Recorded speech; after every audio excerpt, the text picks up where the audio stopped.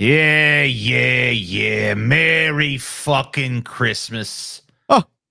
Oh, Merry Christmas, TJ. Shut up. Or sorry, alternate universe Scotty. Why you all fucking cheerful and shit, Scotty? Because it's Christmas, TJ. I'm already sick of this. I'm already sick of this Crimbus shit. Paul's sick of it. Oh, sour Paul. It ain't even Crimbus yet, and I'm already sick of people's bullshit. Why? What'd they do to you? I just damn. I'm sick of hearing it. Yeah. I'm sick of seeing too it. Bad. Too bad. I'm sick of that same icicle fucking Christmas lights that every neighbor of mine has. Icicle Christmas lights, huh? Yeah, you know, ones that look like. I hear those lights are quite lovely, Paul. I don't think that's true. Sick of it being fucking cold and rainy. Yeah. It's a bunch of fucking bullshit. It's cold and rainy today, Paul, but you know what? That'll make you appreciate the sunshine a little bit more next time. Yeah. Well, you know what? I mean, in order to promote our upcoming True Crime Gauntlet, we're doing a True Crime Christmas. So we got some crimes in and around the Christmas season for you. Now, the one I picked, you know, it might not even, there's a chance it's not, there's that no crime even fucking occurred. It's kind of like debatable. It's kind of a mystery. So it's not, so basically you pulled something outside of the parameters of the episode is what you're saying. Well, not really, because there very well could have been a crime. So a lot of people speculate there's a crime. It's not called true possibly crime. Well, then every true crime podcast that's already covered this story is also bending the rules. Also full of shit. Okay. You think it's full of shit? I mean, you haven't even heard the story yet. You don't even know. I'm not saying it's full of shit. I'm just saying, like, you don't even know. Potentially. Scotty. You don't even know. Potentially full of shit. Yeah, well, I mean, you're going to have to decide that for yourself. I will. Thank you. Yeah. Little punk ass motherfucker. I mean, it's Christmas. You should really be talking to people like that on Christmas. Yeah. And whatever. You should. This episode's coming out on Christmas Day. You know, they've already opened their presents. In the spirit of Christmas right now, TJ. They've already opened their presents. They've already drank their eggnog. But the day is not passed yet. If they're watching it the day it came out, TJ, they're still in the Christmas spirit. A bunch of them probably didn't even watch this on Christmas. A bunch of them probably watching on the 26th, 27th. They're all watching it on Christmas, TJ. Every single person ever watched this episode will only watch it on Christmas Day. No, that's stupid. You're wrong. You're wrong. With the holiday spirit in their heart, TJ, and a spring in their step. Blech. Wow. Scotty, you really have got me in the fucking Christmas spirit, buddy. Yeah. Fucking... Paul. Is he so sardonic? So sardonic. I wish the Christmas spirit. I wish the Christmas spirit would enter you, Paul. And take away your pain. Take away the pain. I'm ready to jangle my balls. You know what I mean? That's good. I mean, look, the Christmas spirit is not prudish. I mean, some people it is, but others it's not. They might want to bang their balls together all night. And you know what? Merry Christmas to them too. Yeah. Fucking A, Scotty. Fucking A. All right. So this is George Sodder right here. That looks like a fucking idiot to me. Well, actually, this is not George Sodder. This is just a generic Sicilian immigrant. But for the purposes of the show, we're going to say it's George Sodder. Oh, my God. Wow. Can't even find a picture of the real George Sodder. The only picture that seems to be available of him is one where he's like already ancient. And didn't really seem like it fit here. But this dude, he immigrated to America from Italy in 1908. He was just 13 years old. The American dream. Came here with his brother, his older brother, who later just went back to Italy. So it was only George that stayed. It's not really known why he fled his homeland. Everyone, by the way, said he fled it. I don't know. I think that's just because this thing is like covered by a lot of true crime people, so they choose that word. That is a really sounds more intriguing, you know. That's a really common thing you'll hear from families. Oh, this person had to flee the old country. They had to flee. I don't know what he did at the age of 13 where he had to flee the country. I heard that from our mom about someone in our family. Like, he had to flee Czechoslovakia. He had to flee it. And I was like, why? And it's like, I don't know, something about some woman or something. And I'm like, okay, maybe this happened, but Well, they did say he was pretty guarded about it. So maybe he really did flee, because whenever someone tried to bring it up with him, I'm not saying it's impossible. I'm not it saying was it's something impossible. it was like a sore subject. Like he didn't fucking like talking about it. I mean, we do come from a line of scammers, so I mean, well, I'm not talking about them. I mean, I'm talking about this guy, If he was Sicilian and he had to flee Sicily, he probably pissed off one of the local fucking crime lords or whatever over there. Very possible. That and makes we actually sense. will get into some mafia shit a little later. Yeah, see, I knew it. He pissed off fucking one of the crime. He's the real Godfather. Yeah, this is how the Godfather comes to the country, dude. That's true. Yeah, stuff. Godfather too. Yeah. So for a while after he arrived in America, he worked on the railroads. Then he eventually became a truck driver. Eventually owned his own trucking company in the town of Fayetteville, West Virginia. During this time, he married a woman named Jenny Cipriani, who was the daughter of a storekeeper. She, of course, took his last name, became Jenny Sodder. And they got busy having a shit ton of kids, 10 kids. Whoa. All right. That's a lot of fucking kids. Too many. They were busy. They kept real It's about busy. 10 too many by my estimate. But they all died in a fire. Well, not all of them. On Christmas Eve, 1945, half their children would disappear without a trace the night the family's house burned down. Did they perish in the blaze? Only for, basically, house burned down. These 5 kids supposedly didn't get out of the house. But there's a lot of fucking stuff out there where people have suggested that these kids met a different fate, that they were not in the house when it burned down. So, okay.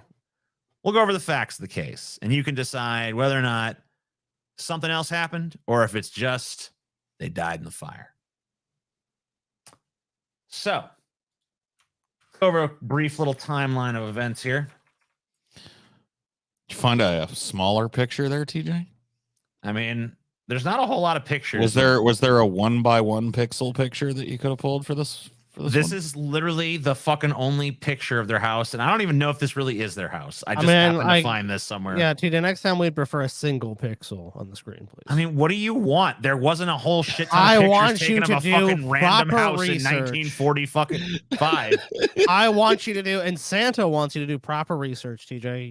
You're gonna end up on the naughty list acting like this. Yeah, TJ's getting cold this year. Whatever. Christmas Eve, 1945, 10 p.m. All right.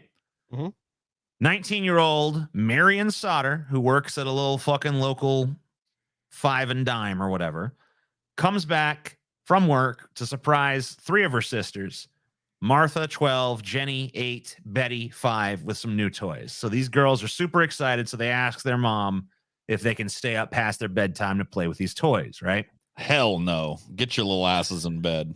Well, their mom, I guess, was softer than Paul because she agreed. As long as 14-year-old Maurice and 9-year-old Lewis were still awake. So she had 2 other boys, George and John, who were George Jr. and John, who were 22 and 16, respectively. John being 22, George Jr. being 16. She also had another kid that wasn't there, kid named Joe, who was off still in the military. This is like right after the end of World War II. World War II had ended just like a few weeks before this is all. I guess he was lucky then. Yeah. And actually, John had served too, and he had only just gotten back to the family home like a week earlier. But anyway, she says, as long as your 2 brothers are up, 2 of your brothers, because the 22-year-old and the 16-year-old were already asleep because they'd spent all day working with their dad or whatever, and they'd had like a long work day. So they were asleep, but 14-year-old Maurice and 9-year-old Lewis were still up, and the mom is like, hey, girls, as long as your brothers are still up, you can do it. So the mom takes the little 2-year-old Sylvia to bed with her, and she reminds the boys before she leaves, hey, boys, you got to go close up the chicken coop and make sure before you guys go to bed, you turn off all the lights and you close the drapes and you lock the door. Okay. So that's around 10:30, somewhere around there. Should have sent him to bed. So Christmas morning, very early hours of Christmas morning, around 12:30 a.m., the phone rings. Jenny's like, who the fuck is calling me at this hour? So she goes downstairs. Jenny's the mom, in case you forgot. She answers the phone. It's some woman she does not recognize, asking for some name she doesn't fucking recognize. So she tells the woman she's got the wrong number.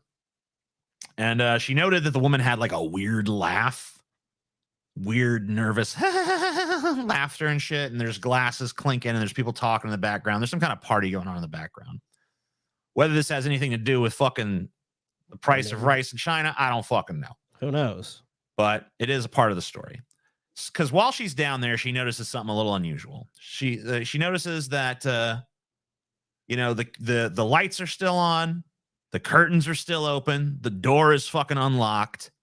Damn. And she just thinks like, yeah, those fucking kids, they didn't fucking do it. But she said normally like that would just be something the kids would do. So it was kind of unusual that it hadn't happened. So she takes care of it. She closes the curtains, turns off the lights, locks the door. She goes back to bed. So, got Santa here. About 1 a.m., she's woken up again because she hears some kind of thing. She hears like kind of a loud bang on the roof. And then she hears kind of a rolling sound. Up on the rooftop, she heard such a clatter that she sprang from her bed to see what was the matter. Dude, was Saint Nick? You would think that she would spring from her bed to see what was the matter, but instead she just kind of listened for a minute. It's like, is that going to happen again? And when it didn't, she's like, fuck it, I'm going back to bed. She did not investigate. Dude, she was like super trusting. Here's a loud bang on the roof. She's like, probably a reindeer or something. She's like, yeah. She's probably just fucking tired. She already fucking got up earlier to go answer that stupid phone and shit. She's just like, I don't want to fucking, whatever that is, probably a pine cone, something like that. Who gives a shit? Or maybe some ice settling, She probably fucking came up with some little explanation. Or oh, it's probably just this or that. So, 1:30, wakes up again. She smells smoke. She went down. So this time she's like, oh, you can't just ignore fucking smoke, right? Your house is you smell a smoke smell in your house. You gotta fucking figure out what the fuck's going on. I guess you could ignore the smoke, but I don't think most people would. Yeah. Probably so she goes to investigate and she finds that the room that George, her husband, is using for his office is just fucking engulfed in flames. So she immediately starts waking up everybody, getting the whole family outside. So George and Jenny escape with 4 of their kids. Marion, the oldest daughter, the one that worked at the Five and Dime or whatever. Sylvia, that's a little baby. George Jr. and John, the 2 older boys. And the other 5 children never escaped the house, okay? Sodder family could do little more than just watch the house burn over the course of the next 45 minutes. They're just like, standing out there watching. So the cause of the fire was later determined to be electrical in nature. There you go. 5 children burned. There were a lot more blood back in the day. And the headline is 5 children burned. Fayetteville, West Virginia, December 25th. 5 of the 10 children of Mr. and Mrs. George Sodder were burned to death today when a fire destroyed their 2-story frame home 2 miles north of Fayetteville. State Trooper Effie Springer reported. The victims, ranging in age from 6 to 15 years, were trapped on the top floor of their home despite the frantic efforts of the parents and other brothers and sisters to rescue them. More than likely, they died of smoke inhalation, to be honest with you, before they very well could have. This happens a lot of 2-story houses, though. This is a very common problem, even now. Like they actually make products now where it's like it basically creates like a ladder that kids can get down in case their house catches on fire if they're on the 2nd story. It's a super common cause of death for children, unfortunately, and adults too. I mean, obviously, you get trapped in a fire, you can't get down. A lot of people are not willing to jump out a window from the 2nd story, even if. Well, luckily, I smoke so much fucking weed, bro, that I can just breathe pure smoke, bitch. That's good for you. I don't even need no air, bitch. I just breathe smoke. But there's some fucking things that have led people over the years to be like, So one of the major things is that no remains whatsoever were ever found. That is strange. So there's a question of where the fuck are the bones? So here's the fucking facts. The average crematorium oven ranges in temperature from about 1400 to 1800 degrees Fahrenheit. And it takes 2 hours to burn even at that temperature. And even then, there are tiny bone fragments left that have to be ground down mechanically. Because even that temperature, even 2 hours at that insanely high temperature does not totally destroy the bones. The average house fire reaches about 1100 degrees Fahrenheit. So they're more likely to be some sort of remains. Well, in the case of the Sodder family home, which was made of timber, the entire house burned very quickly. About 45 minutes, the house burns down. So given these kind of facts, it seems almost impossible for there not to even be like one little tiny trace of these 5 kids who supposedly died in this fire. It does. Like, where the fuck are the bones? Where, like, there should be something. There would be some remain left over. It doesn't matter. I mean, like, dude, it'd have to be like insanely hot for there just to be nothing left. Another thing is that, you know, they've spoken to firefighters about this, and when a human being dies in a house fire, you can smell them. Well, yeah. There's a distinctive odor of a human being that has burned to death. And when 5 human beings burn to death in one fire, you expect to smell that smell very strongly. And that smell was never detected. So there's kind of these questions of like, okay, these kids burned to death in this fire. Where the fuck are the bones? Where the fuck was the smell? How come the parents saw no signs of them? I mean, maybe like Scotty said, they died of smoke inhalation long before anyone even noticed the fire was happening. So maybe that's a fucking thing. So then there are some other signs of sabotage that are pretty fucking weird. So soon after George and Jenny realized that 5 of their kids were still in the house and that they couldn't get to them from the inside because the stairs were already engulfed in flames, they tried to reach them from the outside of the house. The next step was like, well, maybe we can reach them from the outside window. Because the room where the children slept was an attic, so George ran to the side of the house where he kept a ladder for just doing chores around the house. However, when George ran to go get the ladder, he noticed that the ladder was missing, despite having just used it the day before. And later, an investigation found that the ladder had been thrown over an embankment 75 miles away from the house. Why? Which is, no one knows why. The ladder was just taken from the house and thrown over the edge of an embankment 75 feet away. So George is like, okay, fuck it. Fuck the ladder. We can't find that. What I'm going to do is I'm going to go start one of my trucks because he runs a trucking company. He's got 2 big trucks there. He's going to drive it to the side of the house and use the truck to climb to the window. Right. So he tried both of his trucks. Neither one would start, even though they've just been in fine working order the day before. Now, there is one possible non-nefarious explanation for why the trucks wouldn't start, which maybe in their haste, they flooded the engines. Because those are a lot more, sensitive back in those days. I mean, maybe. So here's some more suspicious shit. Attempts were made to call the fire department from a phone that was still accessible. Like before the fire raged too much, they were able to get to one of their house phones and try to fucking call the fire department. But the line was completely dead. And they assumed at the time the fire has obviously burned up the line. So they go to a neighbor's house. Their phones don't work either. No one else around. Their phone line, none of the phones work. So a maintenance worker who was sent out the day after actually discovered the phone lines had not burned, but the phone lines on the tower, on the pole nearby, had actually been severed. Someone had cut them. Several neighbors of the Sodders had also tried to call the fire department. Nothing worked. A man whom neighbors had seen that very same night stealing a block and tackle, which is like a pulley system, from the property, the Sodder property, around that time of the fire, was identified and arrested. And he admitted to the theft, and he claimed that he was the one that cut the phone lines. He was trying to cut the power lines, apparently, which, by the way, if he had succeeded in cutting the power lines, he would be dead because he's an idiot. But anyway, he denied having anything to do with the fire, though. Just pure coincidence. However, no record identifying this suspect exists. And why he would have wanted to cut the phone lines in the first place, or why he would have wanted to trying to cut the power lines in the first place, total fucking mystery.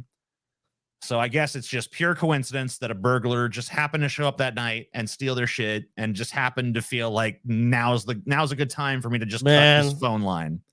They fucking greased their kids, dude.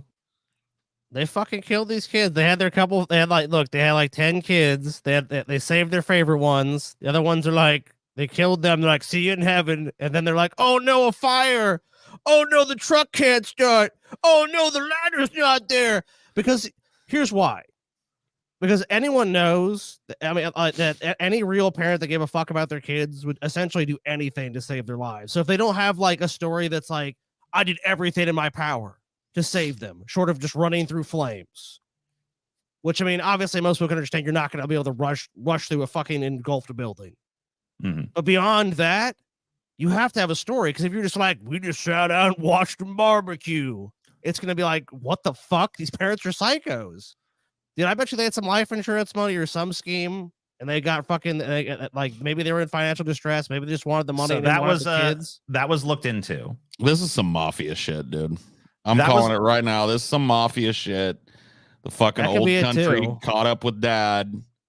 So and this was his fucking punishment. So they looked into the insurance thing because it was suspected maybe this family did this. They had no life insurance policies on these kids. So maybe not under those names though. Who knows? Maybe. I mean, the investigation that was conducted into the matter discovered no such motive. I mean, maybe those motherfuckers were on the take. So anyway, the fire department finally came after a neighbor drove into town and notified them in person. But of course, by then, way too late. Everyone that was in that house, if there was anyone in that house, was dead. Which is questionable at this point because there's no bodies. I'm obviously not at that point, but later on. Here's a question. The Sodders wondered why, if the fire had been caused by an electrical problem, which was the conclusion of the investigation, why the family's Christmas lights had remained on throughout the fire's early stages when the power should have gone out. So evidence soon emerged indicating the fire had not been started in an electrical fault, but was instead set deliberately.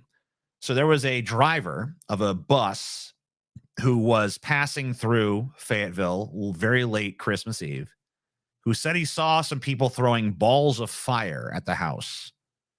And a few months later, when the snow had melted, the youngest girl, Sylvia, found a small, hard, dark green, rubber-like ball in the brush nearby where the house had stood, which may have been an incendiary device. Now, this may have also accounted for that sound that Jenny heard on the roof at 1 a.m. shortly before the fire, if indeed that is what it was. Okay, so here's a weird thing. Prior to the fire, an electrician had visited the home and had warned of faulty fuse boxes that could cause a severe fire. So when George heard that, he called the electric company, who had just rewired the property and installed a new gas stove. And he was complaining to them, like, you guys did a shitty job. But the electric company, their line was basically like, look, that's just some fucking grifting electrician trying to get some extra work. Okay. He's just trying to scare you. We did a fine job. So did they? I mean, obviously there's no way to go back and look at the job they did. No, of course not. But an electrician had warned George that there was potential for a fire hazard there. But once the electric company was like, no, that's just a grifter, George pretty much considered the matter resolved, and it was brushed off after that. Now, these next little pieces of evidence I kind of take with a giant grain of salt, because every time I've ever watched an episode of Unsolved Mysteries, you'll always have people who say that they saw the missing person after the supposed, the incident where they went missing. And then you always find out in the cases where the missing person is eventually found dead, you find out that they were dead the whole time and that no one actually fucking saw them. Of course not. So I don't really fucking put much stock in these, like, I saw him. But there are a few people who said that. So if you put stock in that, I'm just gonna fucking lay it out. I really don't know, but so the question is, were the children seen alive after the fire? So one woman who had been watching the fire from the road said that she had seen some of the Sodder children peering out of a car window that was driving past as the house was burning. Probably fucking didn't. Probably just saw some other kids or didn't see shit and is just lying for attention. Another woman who worked as a waitress nearby at a diner said that she had served breakfast to the kids the following morning, but she couldn't recall who was with them. Wait, so she remembers the kids, but nothing about the person who was supposedly with them. Sounds like bullshit. Yeah, come on. I pretty much always consider these sort of stories bullshit because, like, how do you know? You don't know who the fuck. Yeah, you're in a little fucking small town. You're in Podunk, fucking nowhere, Fayetteville, West Virginia, and some crazy story happens, and you just I served them. I seen them. The next day, I seen them. Is that Benito Mussolini, dude? It fucking is. Benito. So here's one thing that Benito Mussolini, Scotty. No, you do not know. Benito Mussolini. So one thing that you get that might be important in this case that I haven't mentioned so far is that George Sodder was vocally anti-Mussolini. All right. Oh, shit. And he was living in a town full of Italians in 1945, and that was apparently a bit of a thorny issue at the time. A lot of these. It would be such a shame if your house burned down on the Christmas. Well, someone pretty much did say that to him. So he'd been in strong arguments about this all over town. It was kind of like the equivalent, I think, of being an outspoken Trump hater, like if you're living in the Deep South. So in October of 1945, just a few months before the fire happened, a visiting life insurance salesman showed up to his house and was rebuffed. George is like, I don't want that shit. So the insurance salesman basically tells him that his house is going to go up in smoke and that all of his children will be destroyed due to his dirty remarks about Mussolini. Okay. So George probably didn't really think much of it at the time. He probably just seemed like another little butthurt Mussolini simp, which I guess the town was full of. But obviously it was a remark that he thought of a lot, after the fire happened. Like, that was kind of fucking weird. That guy fucking says that my house is going to burn, my children are going to die because of what I said about Mussolini, and then 2 months later, my house burns down and 5 of my children are apparently dead. Your children will burn, TJ. I'm burning them all. That's kind of a strange remark.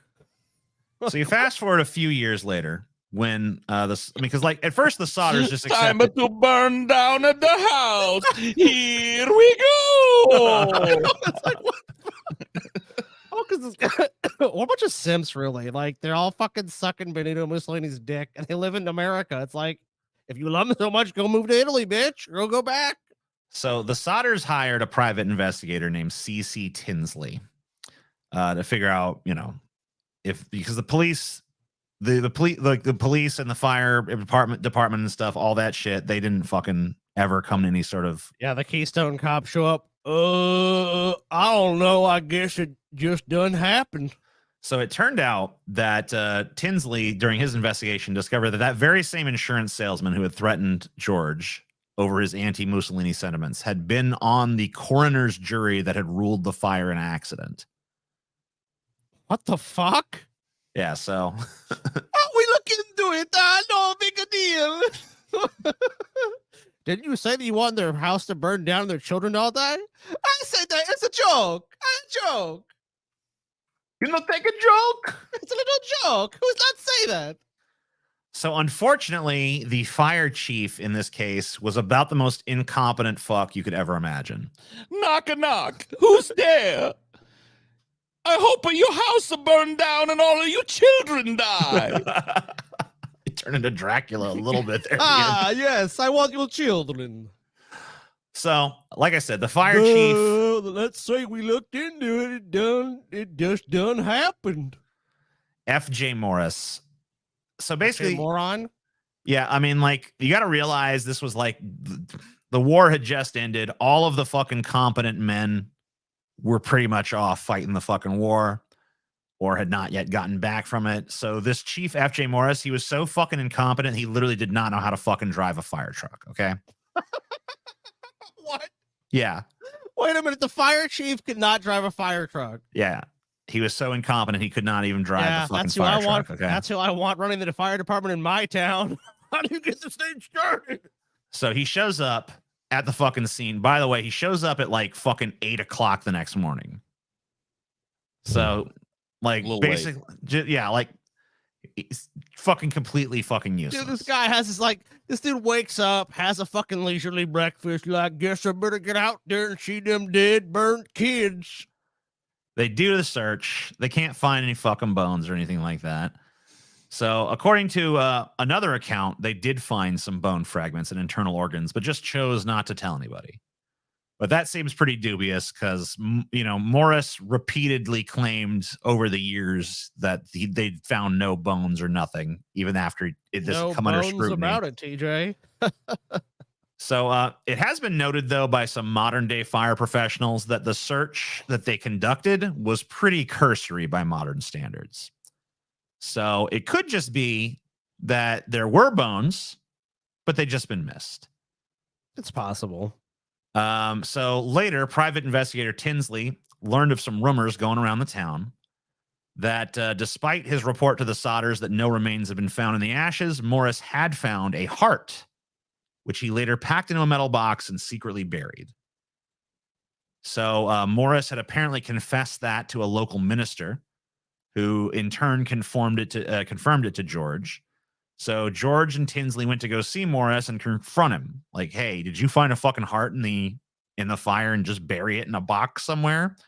And Morris is like, yeah, I did. I'll show you where I put it. So they go and they dig it up. And they find this organ in a box. They take it to the coroner, who examines it and is like, this is a beef liver, and it's never been in a fire. This is just a fresh beef liver.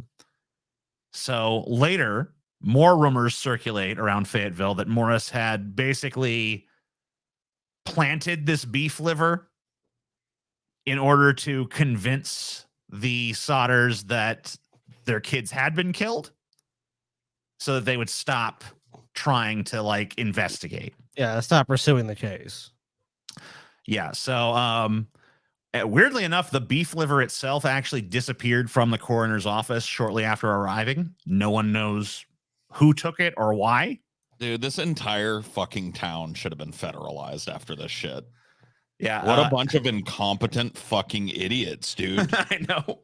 The fucking fire chief can't drive. The dude fucking tries to fob off a fresh beef liver. Is like, here's one of your kids' organs.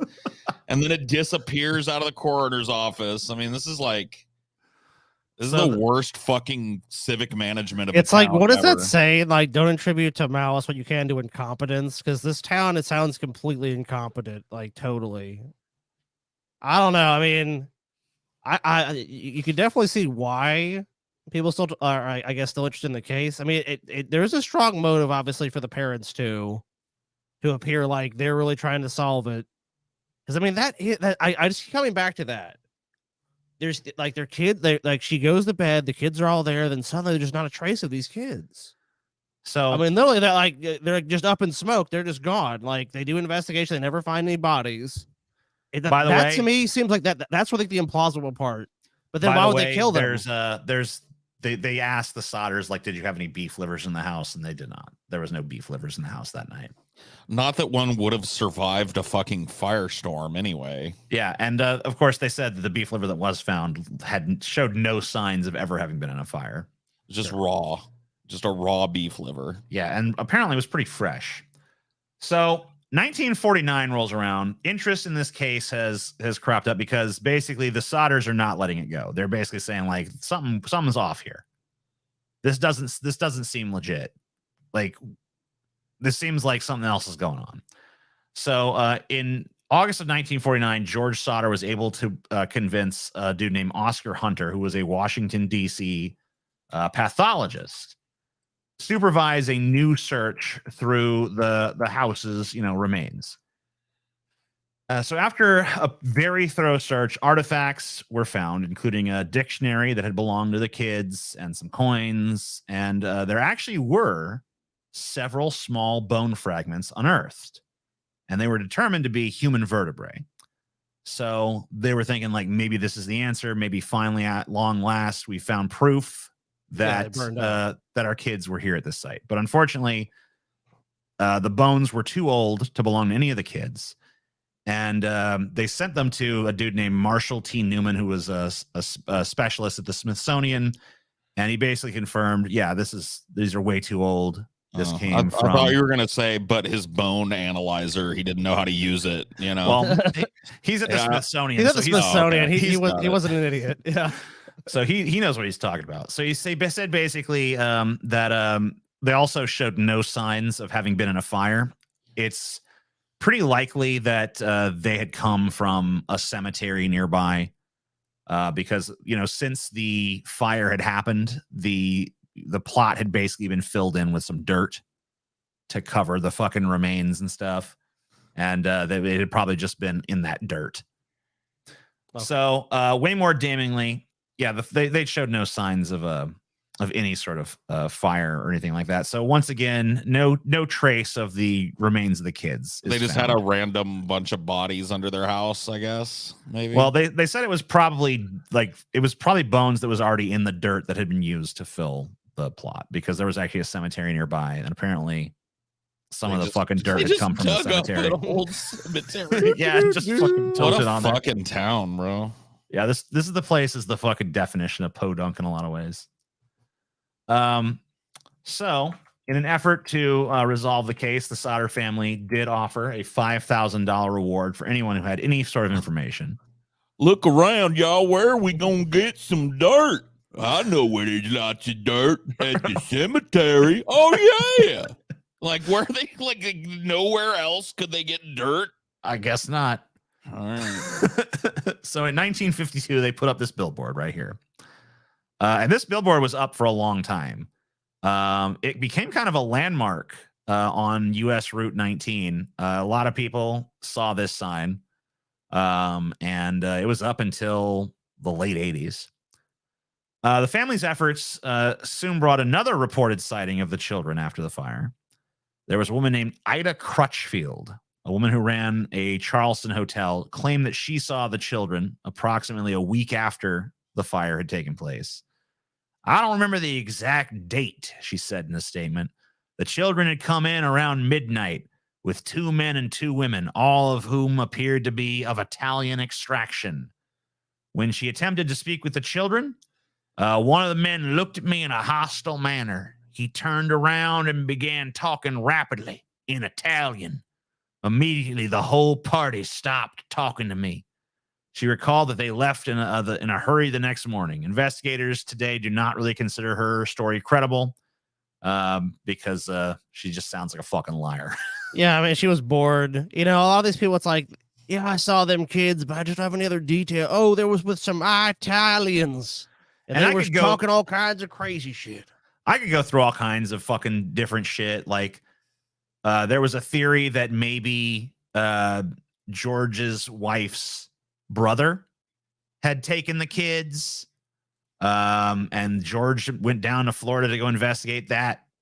There was a person who at one point claimed that he had met George's adult kids and that they were living under assumed identities, and George actually went and met those 2 dudes, and they were just like, no, we're not your kids, dude. George saw a picture of a girl who he thought looked like his daughter, in a magazine for like some kind of New York ballet academy, and went there and demanded to see the girl. Dude, what if this is crazy. What if some these people, these fucking obviously sympathetic to fascism assholes in the town, kidnapped his kids, tried to kill him, burned the house down, and sent those kids to Italy, dude. That's actually been theorized. So a lot of people, have said like maybe the mafia was involved in this, and some people have been like, well, isn't it the rule of the mafia not to hurt kids or whatever? And they were like, well, yeah, exactly. That's why they sent the kids off somewhere else. They sent them to Italy or something. While they burned down the house. I mean, if this was the Sicilian mafia, them rules don't apply. Got it. Like if this was like old country Sicilians and shit, they'll kill your kids. Well, they give a fuck. They kill your whole family. The thing about the Sicilians too is, George was from Sicily, and there was a bunch of Sicilians living in this town, and George was running coal. So, and there was it was kind of known in the town that the mob was sort of leaning on George for something or another. So there might have been some mafia stuff, but it kind of is circumstantial. Dude, I know what happened. It was one of two things that happened here. One, mafia shit. Old country beef finally caught up with George and couldn't pay his debts or whatever. Somebody found out who he was from the old country and, killed his kids. Or Indian burial ground, dude. Yeah, you think some poltergeist shit happened? Yep. That's where the bones from underneath the house came from, dude. Indian burial ground, poltergeist fucking shit, dude. They were sent to another dimension. So one day, the other side. Years later, Jenny found in the mail a letter addressed to her, postmarked in Central City, Kentucky, with no return address. Inside was a picture of a young man around 30 with features strongly resembling one of their missing kids, Lewis.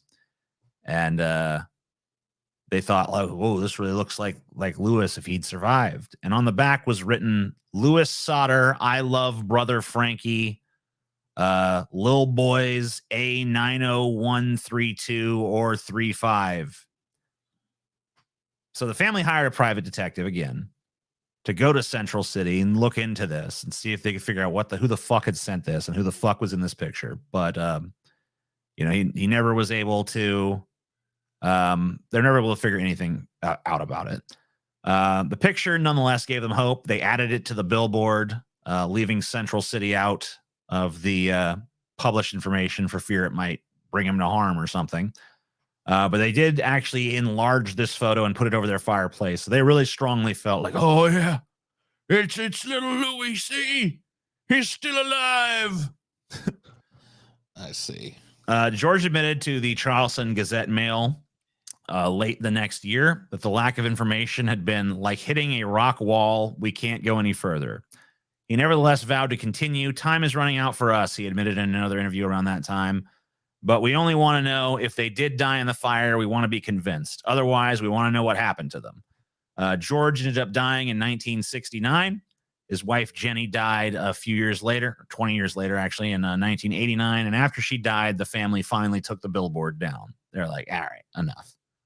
Yeah, they basically kept up, like, look, I mean, whatever happened, I mean, obviously there's more to it. Something did occur. We know that. I mean, was it the Mafia? Was it an ancient Indian burial ground? I mean, did these kids simply just go crazy and jump off a cliff and they entered another dimension, a plane of existence? I mean, who knows? The question is, what happened? All right.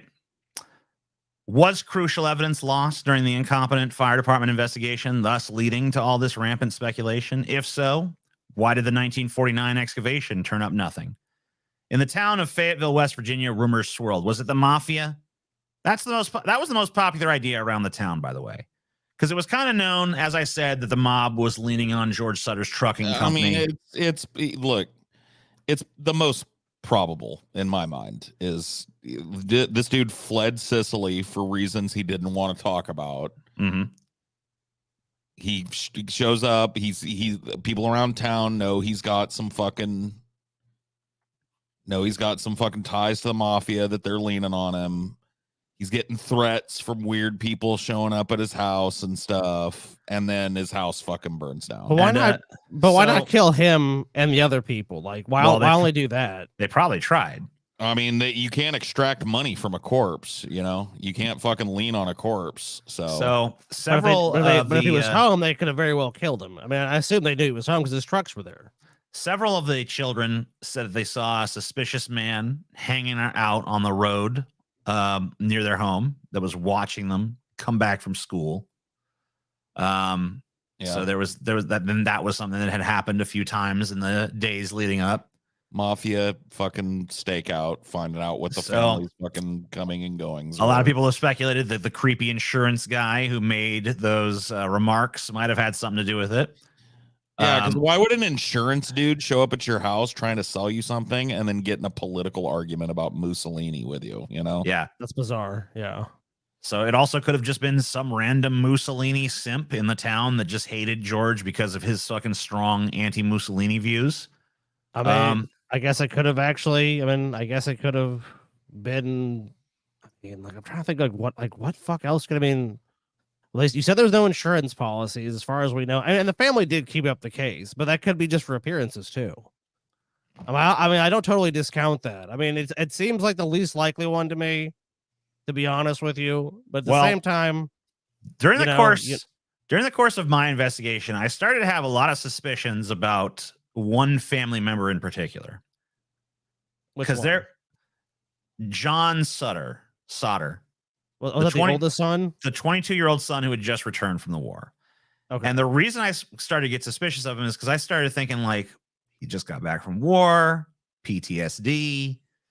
And when he was initially interviewed about what happened, he lied and said that he had gone into the children's rooms and tried to shake them awake. And he later changed his story to say, well, I didn't actually try to, I didn't see them or shake them awake. I just, yelled out to them, And it seems weird, that's all you would do? It seems weird to change the story like that. And as his entire family was desperately trying to figure out what had happened, he was the only one in the family who was constantly just like, no, we need to stop looking into it and just move on with our lives, you guys. I think we just need to let this go. Literally everyone else in the family is like, we got to find out what really happened. We got to find out what really happened. And he's just like, no, we don't. I think we just need to drop it. You think he might have started the fucking fire, fucking around or something? I'm wondering, here's what obviously this is complete rampant speculation, but here's what my brain cooked up is like, what if this dude had some kind of PTSD attack, killed his fucking siblings, and tried to cover it up with a fucking house fire, So that was kind of like, I mean, that's very plausible, to be honest. Where'd he go with the bodies and shit? And how did he kill them all without anybody in the house noticing? I mean, what I'm thinking is maybe he did it outside. Oh, he got him outside and killed them. Well, because remember, before Jenny had gone up to bed, she had told the boys, you guys got some more chores to do outside. You guys got to go. Oh, that's right. The chicken coop. Take care of the chicken coop and lock the barn and all this stuff. Right. Right. So I'm thinking, they were outside. Maybe something happened outside. It also could have been the case that maybe somebody, caught up to them outside and did something to them there and then took their bodies off somewhere and just set the house on fire. So like if you're a mob guy, maybe you're watching this house. Maybe you see an opportunity to take care of those kids outside and then burn the house and kill everyone else that way. Maybe you don't expect them to fucking escape the house. I will say, though, that most amateur sleuths that have looked into this case have come to the conclusion that these kids probably just died in the fire. Because here's the thing. The fire department was hugely understaffed because of the war. They only did a 2-hour investigation for bones. Obviously incompetent. I mean, the fucking fire chief doesn't know how to drive a fire truck. They didn't arrive until 8 the next morning. So even though the fire had only burned for 45 minutes in terms of a fire, it smoldered there for hours afterwards. Sure. A lot of houses back then were heated with coal. There was probably a significant amount of coal in the basement that would have helped, things reach crematory temperatures. Dude, they got cooked low and slow, dude. They got smoked inside the house. And here's the meat fell off the bone. Here's the thing. George himself, 4 days afterwards, put about 5 feet of dirt over the whole thing. And so even if there were bone fragments, they were probably crushed in the process of doing that. So George himself probably wittingly or unwittingly destroyed whatever evidence there might have been of the bones of his kids. So I think it's pretty likely the kids did die in the house fire, but there's enough weird shit, and pretty much everyone will say there's enough weird shit in this case that they would not be surprised if the truth is something stranger. Well, I mean, even if it's true that they did die in the house fire, like the house fire showing signs of being set intentionally, who set the fire and for what purpose? Right. So I mean, it still even if you're right that the kids' bodies were just incompetently missed, Right. I mean, because I feel like the investigation for the bones took about 2 hours, and they're just like, we didn't find nothing. And if you talk to modern firefighters about this kind of shit, my understanding is that an investigation like this today would probably take days, if not weeks, to conduct. Well, yeah. I mean, you got to comb through all that shit. You got to let everything cool down. You've got to fucking get through the layer of ash and debris. Well, here's the thing. The incompetent fire department did tell George Sodder, hey, we're going to get like the state fire people to come investigate this. So just leave it alone. But apparently he was just like, my wife can't stand to look at it, too much trauma. So he buried the whole thing under a bunch of fucking dirt. Dude, that's fucking kind of weird, don't you think? Right. It definitely comes across as suspicious. I mean, it can also be someone grieving, but I mean, also it's like, if it happened in 2023, I would say 100% it's suspicious. Oh yeah. In 1945, it might not be as suspicious because he might not necessarily recognize. I mean, they probably don't have the same knowledge of like forensics ain't what it was. They definitely had no forensic file, so average Joe could know anything. And remember, at this time, this guy totally believed that his kids had just died in this fire. I mean, of course. If modern forensics had existed, though, I think they'd be able to solve this case if there was modern forensics and proper investigation. Oh yeah, probably so. I get what they're saying. The most likely thing is they died. Obviously, the circumstances are really what I mean. Even if you agree, like, okay, they probably died in the fire. Like Paul said, it's like you don't know what caused it. I mean, it could have been accidental. We don't know that. I mean, it could have been that kid fucking around. One of the kids outside was fucking around, playing around, catch the house on fire. Oh shit! The house down, kills everybody. It's like, of but course then they where did they no go? Yeah, no one's gonna own up to that. No one's gonna. Oh, yeah, by the way, guys, I killed everyone with that fire 20 years ago. It was the Mafia, dude. The Mafia threatened George, let him know, like, hey, if you want the rest of your family to burn, leave that evidence out there. You want them not to, you cover that shit up. Get some dirt, bury what's left in there. Maybe we burn the rest of your family. Yep. This is some Mafia shit, dude. I'm telling you, 100% Mafia. That's my call on this one. Mafia. That's my amateur sleuthing is fucking. Some people have also said that maybe it was like it could have been like racist bullshit because Sicilians at the time were kind of viewed in the same way as like black people or whatever the fuck because. Well, a lot of European immigrant groups. There's a lot of racism, but it was in a very Italian area, and I don't really know that the Klan was all too strong in that kind of region or whatever. But I mean, it wouldn't be unheard of for there to be a bunch of racists in West Virginia. And not only that, I mean, he was a very successful man. He's a very upper middle class guy because he owned his own trucking company. He was doing well for himself as an immigrant, so it could have been someone was like. He's rising above his station or something like that. His involvement in trucking too leads me towards the Mafia fucking angle because the Mafia deeply involved in that even prior to the Teamsters unions. It's also possible that he ran afoul of, the people who run the coal industry because they're pretty brutal as well. Sure. So, I mean, and he was mostly running trucking for coal companies and stuff at the time. Could be some kind of weird dispute going on there. Yeah, made the wrong enemy. I mean, yeah, it's possible. So there's a lot of different people that he could have potentially upset, given his overt anti-fascist politics in an area where a lot of people seem to be pretty pro-Mussolini. Given the fact that he might have run afoul of mob stuff. Given the fact, I mean, there's a chance he might have been. I mean, then of course, he's got his son who maybe has PTSD, who lied and changed his story a few times and acted kind of a little suspiciously afterwards. And then there's, always the possibility that he himself did something or, I mean, like, so there's just a lot of different things here that definitely don't seem to quite add up. But I mean, at this time, the mob did not fuck around. They were, a super powerful force and kind of enforcing their shit with impunity. And so I don't know. It's the mob, dude. 100% mob. It was the mob. Just like mob. Let's just build a time machine and go back and watch. Mob did it. Is that unethical? We gotta know who done it. The only way we can do it though is we watch it happen. Somebody needs to dig into some like records and stuff of George Sodder prior to coming to America. I find it very fucking unusual that there was a guy that was there that night to steal their shit and cut their phone lines that apparently had nothing to do with the fire whatsoever and was never, like, the identity of that person's never been disclosed. Like, hey, who was that? Well, that doesn't matter. Really bizarre. Like, it seems like we would know the identity of that person. Yeah, I mean, the mob would pay off cops and shit too.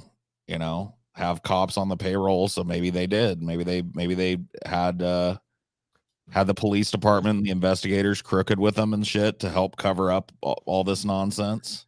Yeah, I mean, I don't think it's beyond. No, it's not. I mean, it's definitely not. It's not beyond the purview of the mob for sure. I mean, they definitely, especially not in 1945, right? When they're definitely much more powerful than they are today. But that's what I got. Show me what you got. That's it. That's it.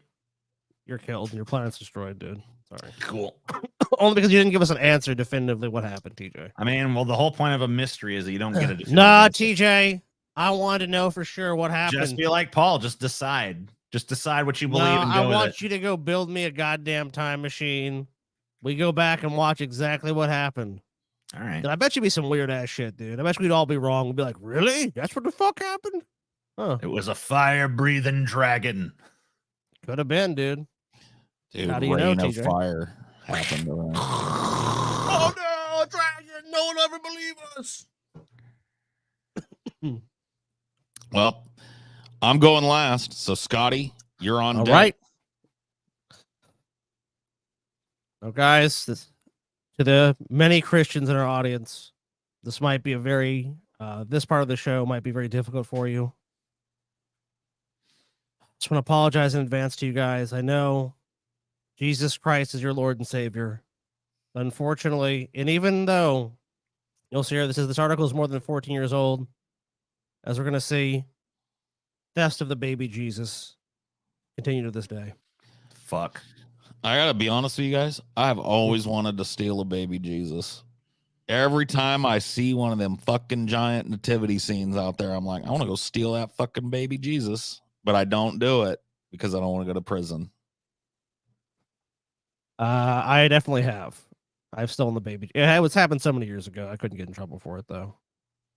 Not that I would anyways. It's a little stupid baby Jesus. We're gonna skip this part because who cares? Over the past month, TJ. Now this is obviously in January 2009, but we're talking about. So I guess we've been talking about Christmas 2008. Over the past month, pranksters have nabbed dozens. It's hard. I'm sorry, guys. Gotta pull it together, man. It's really hard just talking about baby Jesus here. Dozens of baby Jesus figurines from public and private displays across the U.S. A nativity scene in suburban New York, a hospital in Wisconsin. 10, how do you fucking say this? Correct?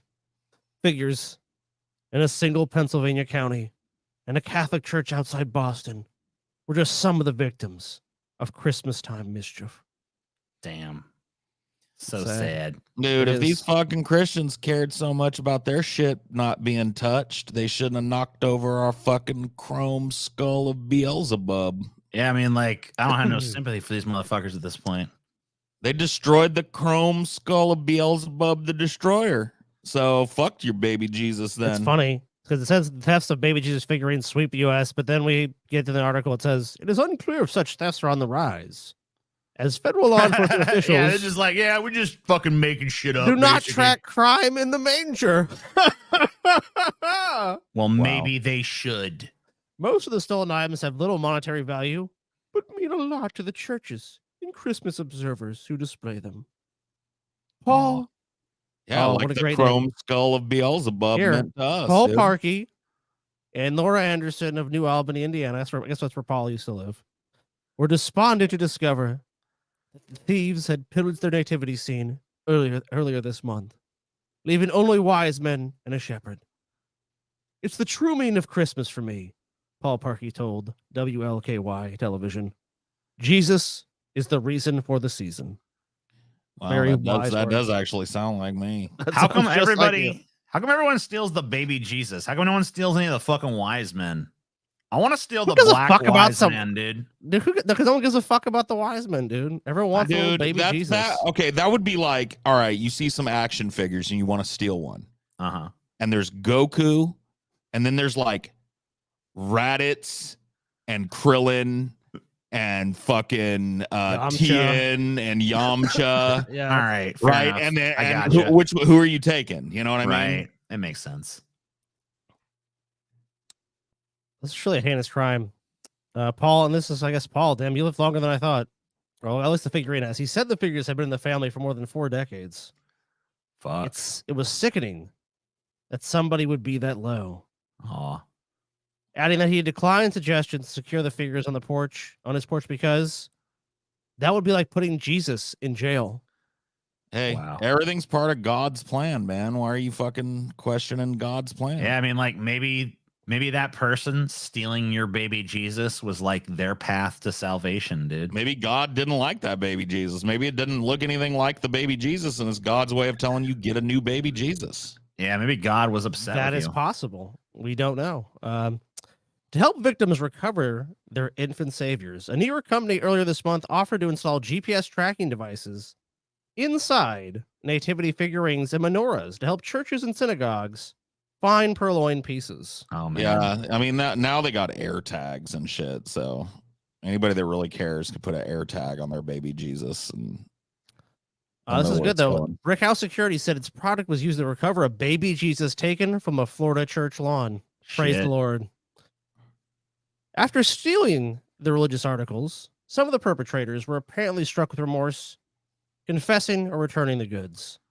In Kentucky, roommates Nicholas Alexander Bernard, 20, and David Gigliondi, I don't know how you fucking say his name, 19, this week admitted to swiping a baby Jesus, Christmas lights, a wreath, and other ornaments. Pulaski County, Kentucky Sheriff Todd Wood told the Lexington Herald leader in Fort Mill, South Carolina, the thief who pilfered a baby Jesus and one wise man the day before Christmas Eve returned them by Christmas morning. Wow. Dude, imagine being that big of a fucking pussy that you go and steal the baby Jesus off somebody's lawn and then you feel bad about it and you bring back the Jesus, dude. I'd get like an ugly ass baby figure and bring it, you know? Dude, I would install horns on it and paint it red. Oh yeah, that's even better. Make it like the Antichrist. Yeah, give it like a little pitchfork in its hands. Yeah, dude. Fuck yeah. And if you guys thought that this is 14 years ago, that's over and done with. No doubt that has stopped. Unfortunately, it seems like every time Christmas rolls around, these thieves, let's be honest, they're blasphemous. They go against God. They go against these wonderful displays of faith, good, and devotion. I like it. Well, you know what, TJ? You might say you like it, but it hurts the community, TJ, because these people can't be secure. It does, TJ, because these people can't be secure using their freedom of speech, TJ, freedom of expression. Doesn't hurt my community. It does hurt your community, TJ, because if you put out a Christmas display, even a secular one, you wouldn't want someone to steal those items you were displaying, would you? Maybe these Christians need to listen to their Bible that tells them to pray in their closet and to not be boisterous about their faith and shit. Maybe that's, once again, like, I'm wondering why they're not praying, Paul. They're simply putting out a display that nobody in any of these articles or anything has pointed the finger at God and said, hey, maybe this is God's thing. Maybe God doesn't like nativity sets. Yeah, maybe God is like communicating through these people. Like, hey, he doesn't like this that. Shit. That ain't how it happened anyway. He's looking at it and he's like, dude, that manger wasn't that nice. And those wise men were all stinky fucking desert nomads. They weren't like kings dressed in silk shit, dude. Hell no, dude. Smell like camel dung over there. This ain't right at all. I don't think that's what would happen. I'm obviously, Paul. So who are you to claim to understand the word of God? I don't, TJ, but what I do understand is Paul saying things that would offend many people of the Christian faith, TJ. And I think Paul should personally apologize to every Christian he meets. Nah. I'll make a public apology right now. I am very Thank you. sorry, Christians, for any kind of offense you Bow our may have heads. taken from my pointing out the inconsistencies and logical anomalies Wow. in your Bible. An underhanded, I would say backhanded apology if I've ever heard one. All right, well, let's just let's move along then. Obviously, you guys are not sincere about this. D2 News at 11. And I'm just like, I can't believe somebody stole baby Jesus. That's terrible. Jesus said to love thy neighbor. Terrible. I don't know why that tickled me, but it did. I can't believe someone stole baby Jesus. That's Why they don't take baby Jesus? Someone stole baby Jesus out of her nativity scene. Aw. The naughty list might be the least of that thief's worries now. Thanks for counting Why? on NBC2. I'm Peter Bush. And I Wait, brought what's up the implication? They're gonna go to hell? Yes. They're gonna go to hell because they stole a fucking plastic. They're going baby straight Jesus? to hell. Obviously, TJ. Come on. All right, You I steal didn't baby realize. Jesus. I mean, there's going to be divine punishment for you. Alex Howard is breaking didn't down know. the miracle it took to save the holiday scene. Well, every year What? for over a decade, Abby Roseman has gone to great lengths to make sure her It's newspeak. It means nothing. San Okay. Carlos Park home is one of the most brightly lit on the street during the holidays. But over the weekend, she noticed that Wow. her nativity scene That's was gaudy as fuck. this important piece. She's always Yeah. done it. She's All these nativity scenes are hideous. Yeah. Get them out of here, dude. Stop this shit. Stop it. No more nativity. I mean, Paul, it seems likely that the neighbors around you that have nativity scenes should watch out. I will be honestly calling your local police department. A lot of people these days. Excuse me, if there's any thefts, Paul, around you, I have the Uh, first suspect on the list. The first suspect I'm not on the list. gonna you ain't gotta worry about me stealing them because I don't want the shit. But what if one does if somebody does wake up and somebody's done donuts all over their fucking front lawn nativity scene, that might be me. Because I might not be able to control myself one of these days. I might have to do donuts on one of these motherfuckers. And dude. look, this is one of the people you're gonna hurt, Paul. I know you want to dehumanize and act like these people don't have feelings, but look, this person just wants their baby Jesus back. That's all they want. so every year we do it differently. If you couldn't tell by her Santa hat or by her lawn covered in decorations, Christmas is a big deal for Abby Roseman and her partner. I love Christmas too. I like making her happy, and times have been hard. Since Thanksgiving, she's been painstakingly Wow, times Wait a have been minute. hard. Did she say partner and then she said she? I like making her. So a lesbian is put that, and she's wondering why the fucking baby Jesus got stolen. Yeah. A fucking Wow. lesbian has the audacity to put up a baby Now, Jesus. I mean, look, Paul's attacking God Christians. himself probably fucking took that baby Jesus Paul, away. you're attacking God. You're attacking Christians. You're attacking faith. Thou now you're shalt not attacking lie the with man as with LGBTQ woman. Plus community. Wow, Thou dude. shalt not be a lesbian. Do we even know this guy we're doing the Says show right with? in the fucking Filled Bible, with hate. dude. Paul, you've hardened your heart and it's filled with hate. I'm on for his everyone that's side. not Fuck like you. that. Then you're the same, TJ. You're the same, TJ. You're gonna go straight to hell, man. I'm trying to save y'all. You're Dude, gonna I'm go looking straight at, to hell. I'm looking at nativity scenes, and a lot of people just use these lame fucking flat ones now. They don't even fucking do the nativity. They just get like a fucking flat display. My mom's got like a ceramic one. My mom used to do ceramics when I was really young, and she's got one that she made way back in like the early 80s that she puts out every year. And she would be devastated if somebody stole the baby Jesus out of that motherfucker. But like, she don't put it on her lawn. You know what I mean? Like, it's set up in the house for Christmas. Oh, okay, yeah. It's not out on. It's not giant like this. It's like ceramic. So like. Oh yeah, like a little one. Yeah. Yeah. Their vintage blow mold nativity set. But this past Yeah, I guess they're called blow molds. Yeah, like this is like what we saw when we were kids. I've like seen the these 90s. before, but yeah, no, I don't know anybody personally that is this ostentatious with it. Me either. week, they noticed something missing. It's fun. It's pretty. It's really bright, and then you we're like, notice- "Where's baby Jesus? He's not there." Baby And they're like- Jesus? I'm like, "We did put him out." That's right. Someone swiped baby Jesus. Manger It and sounds all. like she's just tickled about this, honestly. She doesn't even sound like she's disturbed at all. She's like laughing her way through it. I mean, look though, you see the wise men And they gathered that night in Bethlehem, TJ, to meet their savior. And look what they, I mean, can you imagine meeting this? Let me show you this, Scotty. An empty manger. This is a real fucking Christmas display right here. This is how a man does a goddamn Christmas display. I mean, it's a fine, I have no problem with this Christmas display, TJ. I just wish they wouldn't mess with baby Jesus. Oh, I can't believe somebody stole baby Jesus. That's terrible. what's worse, the company that made this nativity scene went out of business 20 years ago. Oh, yeah. No! Yeah, because they're very, very hard to find. Fortunately, she managed to find one Holy at a yard shit. sale nearby within a few days. I hear Let's that steal they the rest of them. take stuff, but Apparently that shit's fucking rare and it's really a expensive. miracle that we- Yeah, I mean, it must not be that hard to find if she found one at a yard sale in her town the next day or whatever. Hey, But that was a really sad couple it of was days. a Christmas miracle. That was a, you guys have to admit, that was a really sad couple of days where she didn't have the baby Jesus there, you know, Dude, to comfort her. Why don't you look into that yard sale person? Because it sounds like that's your culprit right there. Oh yeah, good point. That yard sale person might have fucking just sold you back your own stolen shit. Oh no, another one? It's a I fucking mean, epidemic. And this happened December 13th, 2023. You know, people are going to sit back there and go like, whatever, it happened years ago, happened months ago, whatever. This happened a couple days ago. Wow. Baby Jesus stolen from neighborhood nativity scene. Like a whole neighborhood wants to celebrate their Lord and Savior, just wants to put it out and just share that joy with everyone. Joy, guys, joy.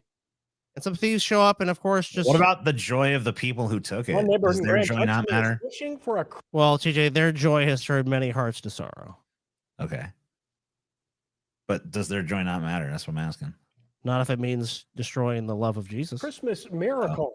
Over the past week, in a Crestview neighborhood noticed their Christmas decorations were missing something. The 10's Parker Way has the story of this Christmas heist. It's really a quiet area. For almost 3 decades. I think an app. Are we sure these news fucking agencies aren't stealing these things themselves just to have a fucking little 3-minute filler story? Like, how do we pump people full of fear but still keep the holiday spirit? You know what I mean? Baby Jesus is getting stolen. Yeah, I mean, because it seems like this is just an easy do nothing story for the news. Oh, it really is. I don't think that's true. Okay. David Hunt, a Crestview neighborhood resident, has gone to great lengths to make sure his home is one of the most brightly lit in his neighborhood Beautiful during the displays. holidays. We traditionally turn it on Thanksgiving night, and then we turn it off after New Year's. The Man, neighborhood this dude seems like he's a fucking hoot, dude. People light their house up here. You know, everybody. What a party animal. Dude, there's a guy in my neighborhood that like super decorates for every holiday, and you would think he'd be like a really cheerful dude. But he's like the most curmudgeonly fuck ever. And it's pretty clear that it's like he's just like a slave to his wife that makes him do it all. Damn. It's pretty awesome. You love Thanksgiving. Yes, my love. Yes, dear. We're He's going out there. all out again this year, so the neighbors You'll know how much we constantly care. Every time there's a holiday, you'll see him out there fucking putting that shit up. He just looks fucking miserable. And then you're like, You know- yeah, Merry Christmas. Be like, eh. There was like a where I used to live. There was a fat cop that did the same thing, but he always seemed pretty happy for every holiday. Yeah, well, he's doing it of his own volition then. This dude I'm talking about, he's 100% just like doing it for his wife. That's his problem then. has one of the most picturesque lawn ornaments on the block. Joy. To, do their marriage vows, and their little kids and grandkids come out here in front of the joy sign. The residents also helped put together a nativity scene. We've had this one for probably about 8 years. Recently, I want though, that dog to piss on it. along with the neighborhood, Wow, TJ, you want the dog to piss all over the baby Jesus? Well, I mean, he can't, TJ. Dude, that one looks like Paul. It's not just the beard, by the way. It's also just the it's expression. missing its most important piece, baby Jesus. The baby Jesus and the manger was there. And The manger was moved to this spot on the corner of the park just 2 years ago. last year was no problem. This year, somebody felt they needed a baby Jesus and a lamb to go with it. So they are asking your help to find the babe and the lamb. Baby Jesus is just like a newborn size. When asked if he or the rest of the neighborhood is angry that someone stole baby Jesus, we got a reply you can't help but smile at. Now, you know what? You guys have been pricks this whole time, but I think with this reply, it's going to turn this entire thing around, and you're both going to leave with a smile on your face. All right, I'm ready to Whoever smile. borrowed it from us, is they would return it back so we could finish the nativity this year. And if they need a baby Jesus, we'll get them one for next year. In Grand Junction. Aw. Wow. No, What they an don't. adorable little old man. They don't like need him one now. though. They don't need another one. They got yours, bitch. Wow. You know what, though? It's okay, guys. Jesus still loves you. He still loves you, and he still cares for you both. Cool. So I can pretty much do whatever I want. He's still on my side. Dude, it is kind of shitty to fuck with people's like lawn stuff, though. Like, let's be honest. I remember one year. For a fact, TJ's stolen a baby Jesus. I know. I've seen him do it. Dude, my mom goes nuts for Halloween, or used to. I think she slowed down now that she's older, but like their whole front yard would be covered in shit. My stepdad would make like zombies coming up out of the ground with coffins, you know, displays and dry ice. It was crazy. It was the coolest house in the neighborhood. Cool. And one year somebody like just straight up ganked one of the decorations that my mom had for years out of it. And I was like, who does that? I guess that's a little different than stealing a baby Jesus. At least stealing the Halloween stuff kind of at least is a little bit within the spirit of Halloween. Yeah, but I mean, like my mom's the only one in the neighborhood that just like went all out, the candy, the coolest yard, spookiest yard, and you're gonna like fuck with that person, dude. I remember one time. I remember this Halloween. Like a lot of fucking people in my neighborhood had Halloween stuff up, but there was one motherfucker that already had their Christmas stuff up, and I wanted to fucking just like, I wanted to egg their house so fucking bad. Oh yeah, dude. Should have done it, dude. Well, everyone's got these fucking ring cams and shit now. Yeah, and you would stick out like a sore thumb. Yeah, it's not like I'm fucking inconspicuous. Yes, nondescript 6'6" giant. Just wear a ski mask, dude. I'll never find it. She just like tucking his beard. His beard's coming out from the mask. Beard's fucking sticking out. Yeah.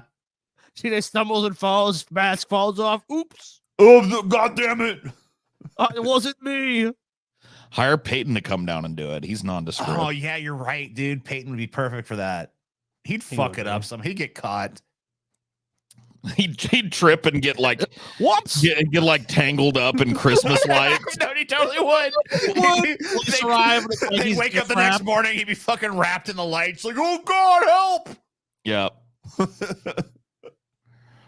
They'd take him down to the fucking police station. They'd be like, "You want to make a phone call?" Yes, I would like to call TJ, whose idea this whole thing was. Let him know that I failed. I'll sign a blank piece of paper saying it was TJ had done it, and TJ told me to do it, and he drove me up here and made me do it. I don't think that Peyton would roll on you knowingly, but I think he would roll on you. You know what I mean? Like they'd get it out of him. Yeah, I know exactly what you mean. Peyton would roll quick, TJ. What the fuck is this? What is this? Why is Santa at the dog track? What's going on? It's a bank, TJ. Oh, yeah, that's right. This guy told us it was a bank job. The Santa Claus bank robbery, TJ. So is Santa the bank robber? He was one of the bank robbers. Okay. Cool. Damn. At the time it occurred. I didn't know Santa got down like this. My favorite part of this picture is that little girl is just like, oh, no. But she should be looking at Santa like, no, Santa, why? But it's still pretty cool. I mean, maybe Santa needed the money to buy more presents for boys and girls. That had been very good. Yeah. So, I mean, look, if Santa wants to rob a bank, in my estimation, I think the bank should just give him the give him the money. That's how I feel personally. But this guy was not the real Santa, so. Oh, whatever. I don't buy that. I think he's real Santa. At the time this occurred, TJ, the Santa Claus bank robbery was one of Texas's most infamous crimes and led to the largest manhunt ever seen in the state. It all began December 23rd, 1927, around noon, when a fella named Marshall Ratliff, perfect name for a fucking criminal, by the way, Henry Helms, Robert Hill, all ex-cons, and Lewis Davis, a relative of Helms, held up the First National Bank in Cisco. Good old Cisco, Texas. Which one was dressed as Santa? That would be Marshall Ratliff. We have a picture of him. We're going to show later. And here's the bank. First National Bank, boy. Marshall Ratliff. That bank looks super easy to rob. Yeah, I think banks back in the day probably were. Oh yeah, they were. We'll actually get to a very interesting thing about that too, and I can tell you you're right, but you'll definitely know you're right when you hear this. Marshall Ratliff was an ex-con who lived in Cisco before he being tracked down and imprisoned for a bank robbery in Valera, Texas. Though Ratliff was given an 18-year prison sentence, he only did 2 years because Governor Miriam Ma Ferguson had pardoned him. Interesting though. What happens when you elect a woman to a position of power? It was just one of the staggering 3,595 pardons Ferguson granted under the lingering suspicion that most of the concessions were bought. You think? What? No. She just had a big old heart. Yeah. She's just a soft-hearted lady. She heard the name Marshall Ratliff, and she's just like, sounds like a good man. Let him go. So originally he was going to rob the bank. This other guy, I guess his last name was Lee, but he had been arrested. Damn. So he couldn't do it with him. Sorry. But that's okay. I mean, look, you want to rob a bank, there's always going to be someone that's willing to help you. So he pulled in Helms and Hill, who he knew from Huntsville, and a fourth man who was good with saves. As they planned the crime in Wichita Falls, the safecracker came down with the flu, and when you know it, and the trio pulled in Davis, a family man in need, with the offer of big money. Look, we robbed this bank. You're going to be rich. So basically, if there was a movie made of this, he'd be the main character. Yeah, Marshall Ratliff would be the main character, for sure. Well, no, I mean, like, the family man guy would be the family man in need to be the main character. Be like, oh, he's doing it for his family. People love that shit. Yeah, you're probably right. People love that fucking family shit now. Oh, he's doing it all for his family, though. So the four stole a car in Wichita Falls and headed for Cisco. They arrived in the morning of December 23rd and prepared to make themselves some easy money. Or so they thought. It's funny. Sometimes how you think you're going to get some easy money, well, it's not so easy. Sometimes easy money is hard.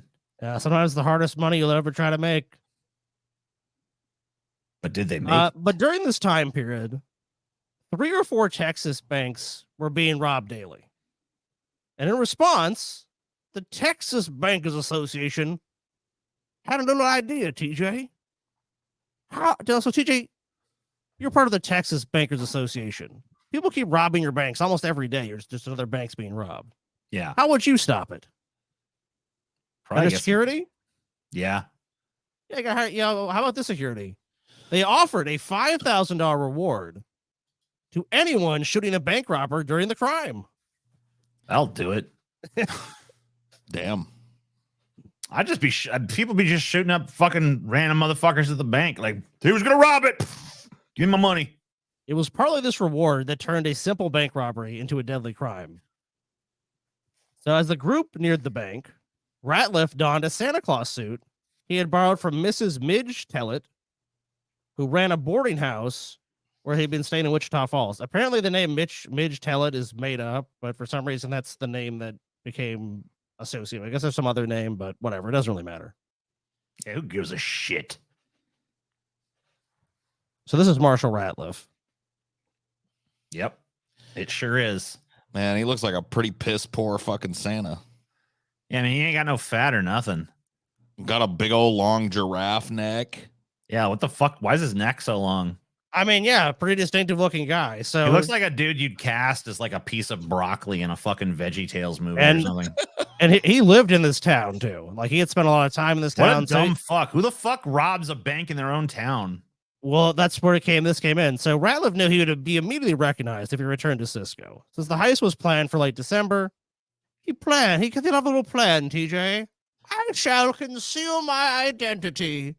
And who better than old Saint Nick himself? It's not a bad idea. Santa Claus. And I mean, look, one day before Christmas Eve, I mean, no one's going to bat an eye if they see Santa coming down the street. They're like, oh, look, it's almost Christmas. Some guy's playing Santa.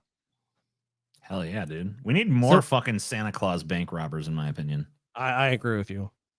So when children saw Ratliff dressed as Santa Claus, they surrounded him. He answered their questions and tried to appear friendly as he nudged the crowd toward the bank.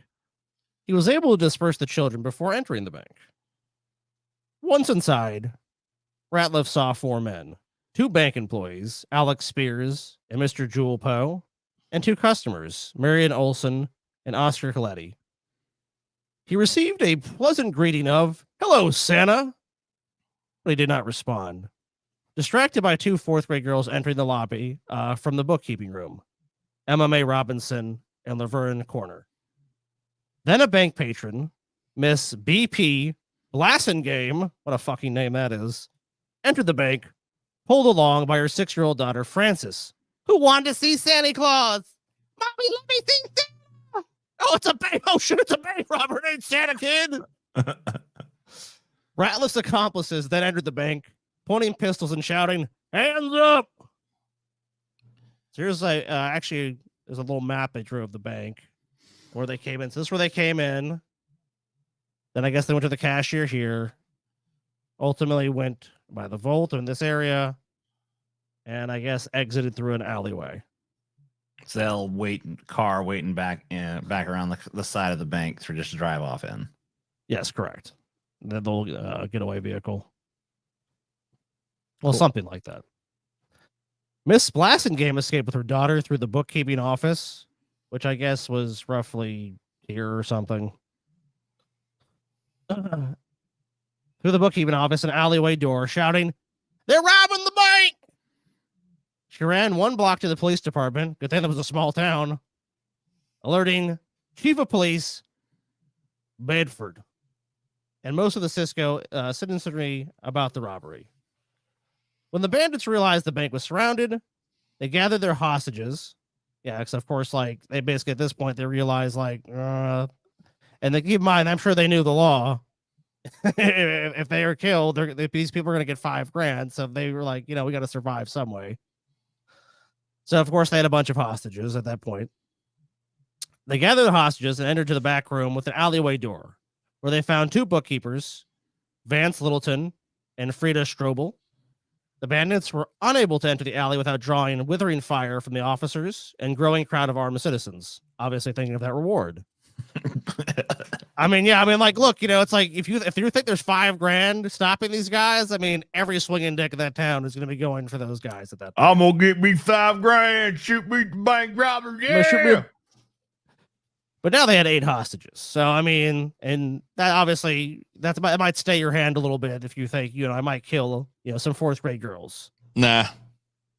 Paul's like, nah, if they get in the way of me and my money, they're dead. Open up into the crowd. It didn't say nothing about not killing any bystanders for that $5,000 fucking reward. That's true. Yeah, they didn't mention nothing. It says that. I didn't hear nothing about like, oh, you don't get to 5,000 if you kill some innocent civilians. You gotta break a few eggs to make a fucking jug of eggnog, you know what I mean? And of course, they used them as shields to enter the alleyway. Hill fired several more shots into the ceiling to show they were armed. So this actually we have to go back a little bit. So he was showing people, obviously, that gathered, like, look, we've got guns. We're not kidding. But of course, as they leave, a barrage of gunfire began. So the minute they basically go out the door, people start shooting. As many citizens who owned guns were now outside the bank. The bank robbers forced all the people of the bank out the door and towards their car, the waiting getaway vehicle. Several of these hostages were wounded as they emerged into the alley. So yeah, as Paul said, people are like, I don't give a fuck if there's hostages or not. I'm getting my $5,000, including Alex Spears, the bank president. Most of the customers escaped, though, luckily. However, the 2 small girls, Laverne Corner and Emma Mae Robertson, were taken as hostages. In a shootout in the alley, as the robbers tried to get to their car, Chief Bedford and Deputy George Carmichael were mortally wounded. Bedford died 7 hours later, and Carmichael held on until January 17th. The ultimate bank robber. That's a fucking long ass time to just be dying in a fucking hospital bed somewhere. They killed the chief and the deputy. Yep. I shot the sheriff, and I did shoot the deputy this time. All I know is if I get shot in a fucking goddamn bank robbery, I want to die then and there. I don't want to fucking die no goddamn 3 weeks later. Yeah, that does suck. I'm sure he was probably in a coma or some shit, though. Ratliff and Davis were also wounded in the shootout, Davis severely. But Ratliff was okay. Oh. They spoiled it there.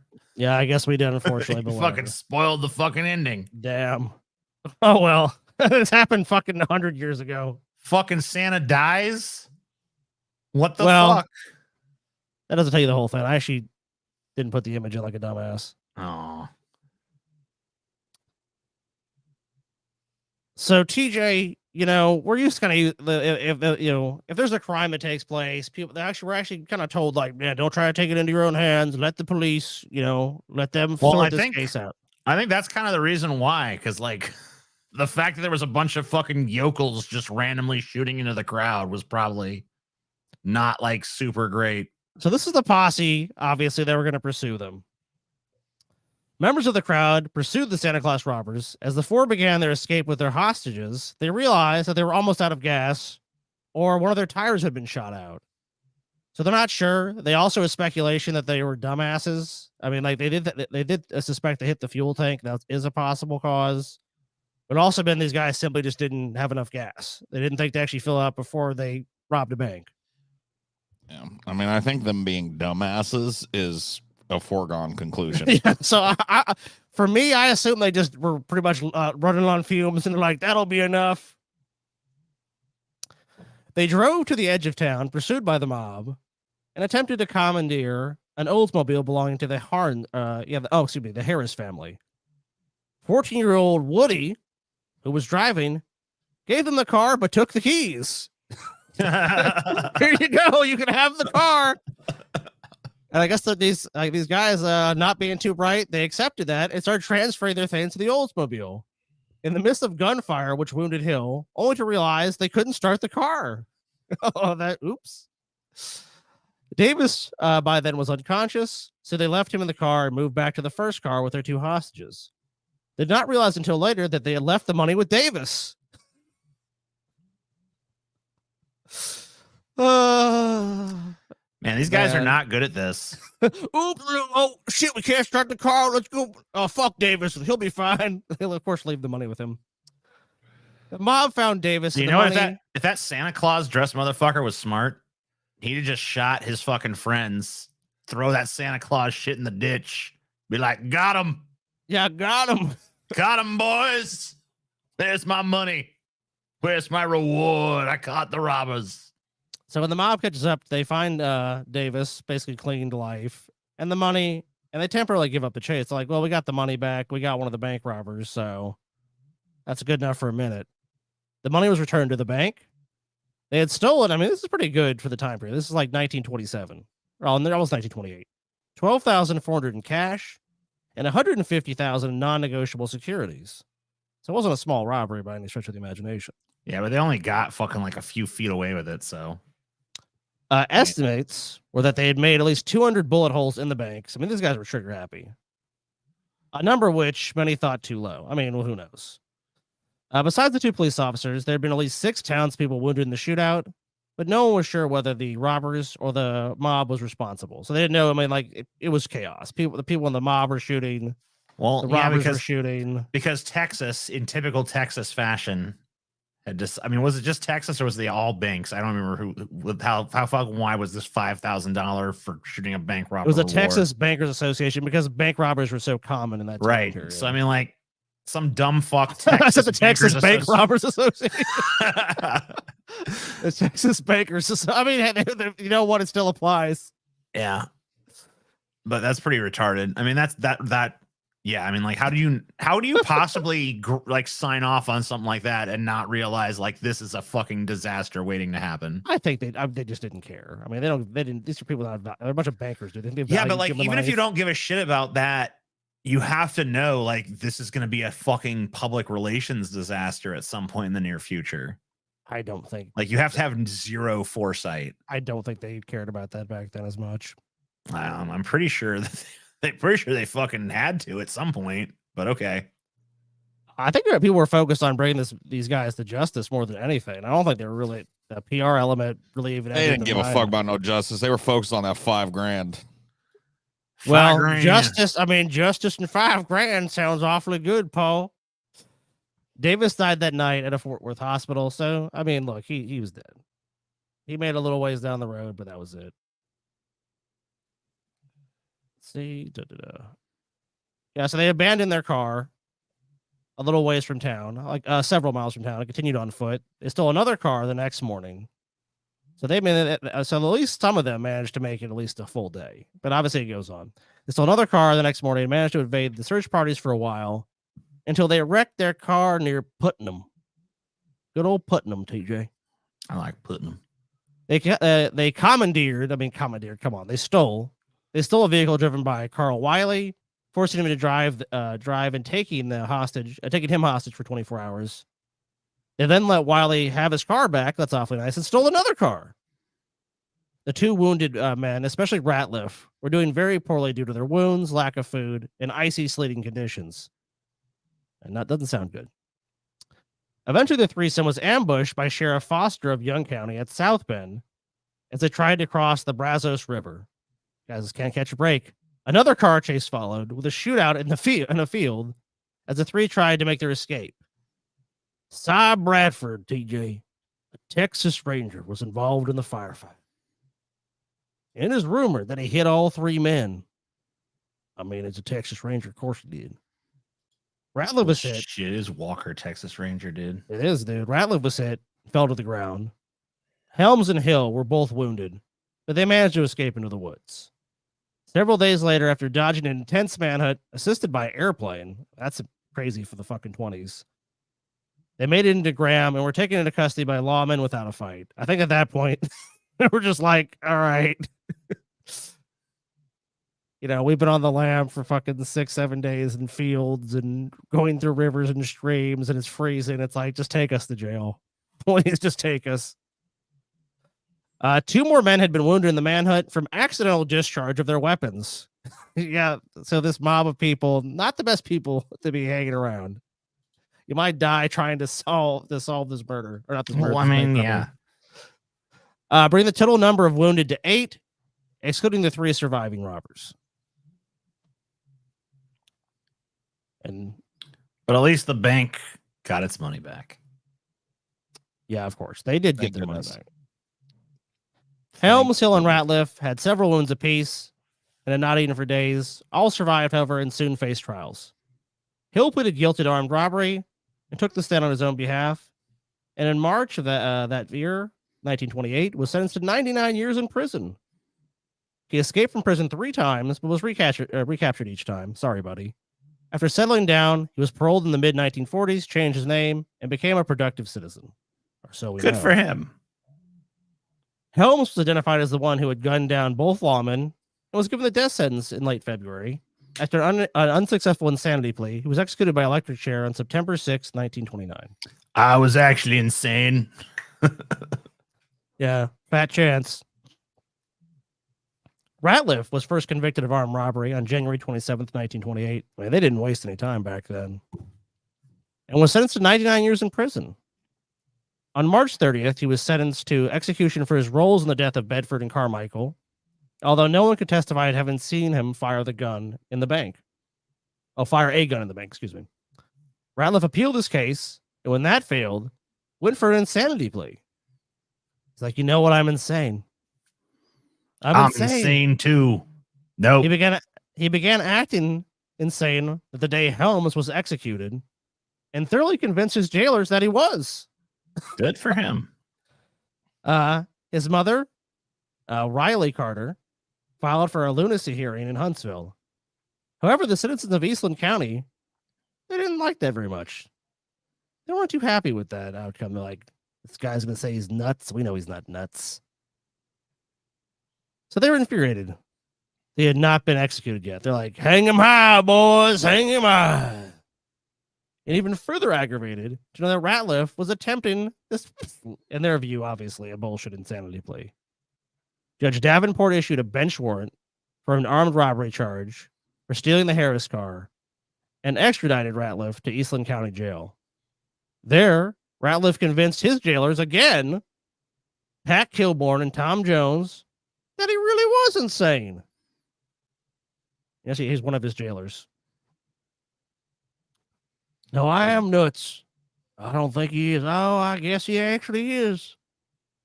As they had to feed him, bathe him, and take him to the toilet. On November 18th, Ratliff attempted to escape, mortally wounding Tom Jones in the attempt. A crowd began to gather, and the next morning, by nightfall, had grown to over 1,000 people. Man, people will fucking just, they're lucky. They had fucking way more people heard free about time some back then. Yeah, I don't even know if it's that. They just had that mentality. People heard about some shit going down and they mobbed up quick. Yeah, it wasn't like today where people are just like, man, I sure hope the authorities take care of that. People are just like, let's go. Dude, if I heard the fucking, bank closest to my house a few blocks away was being robbed, I'm not going down there. I'd be like, fucking lock the door. Yeah. Fuck that. People back then, though, were just like, get the rope, get the gun. I mean, I guess the equivalent would be, imagine there was like, TJ, if you stop a bank robber or shoot a bank robber, you get $100,000. Now, you still might not be like, fuck that, I don't want to go do it. But there's someone that's going to be tantalizing. That's true. I forgot. I mean, about obviously, the incentives. Yeah, I mean, yeah, you're forgetting about that incentive. I mean, like, I don't think most people would want to. You don't get it for getting him in this instance though, because he's not robbing a bank in there. No, this is I'm just talking for about fun. But you guys, you just said, like, if there's someone was robbing a bank by my house, I'm not going to go down there. I'm not going to be involved in that. So obviously, we're talking about that. I think that's why people wanted to be involved. So anyway, the mob, I guess, finds him and is just like, let's hang him now. Yeah, so they began to demand, they're like, give us Ratliff, boy. And Kilborn, to his credit, refused, but of course was overpowered. I mean, there's 1,000 people. What the hell is he going to do? And the mob rushed in and found Ratliff, dragging him out. They tied his hands and feet and headed for a nearby power pole. The first attempt to hang him failed when the knot came loose and he fell to the ground. They persevered, though, don't worry. The second time, however, the knot did not come undone. They made sure to tie it nice and tight. Ratliff was pronounced dead at 9:55 p.m. on November 19th. Jones died that evening, bringing the total number of dead, including the 3 bank robbers, to 6. Damn. So really, it's 3-3. The bank robbers pretty much tied. Yep, tie game. This will be shocking to you guys. No one was ever tried in association with the lynching. Crazy. Well, I mean, although try a fucking 1,000 people, come on. Although a grand jury was formed, several thousand persons viewed Ratliff's body the next day at a furniture store in Eastland before Judge Garrett ordered the corpse locked up.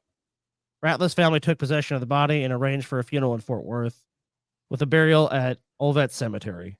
Many people in Cisco over the... Oh, go ahead. Did they hang him while he was still in the Santa suit? Well, no, that was much later. Well, they need to put him in back in the Santa suit. They should have put him back in the Santa suit.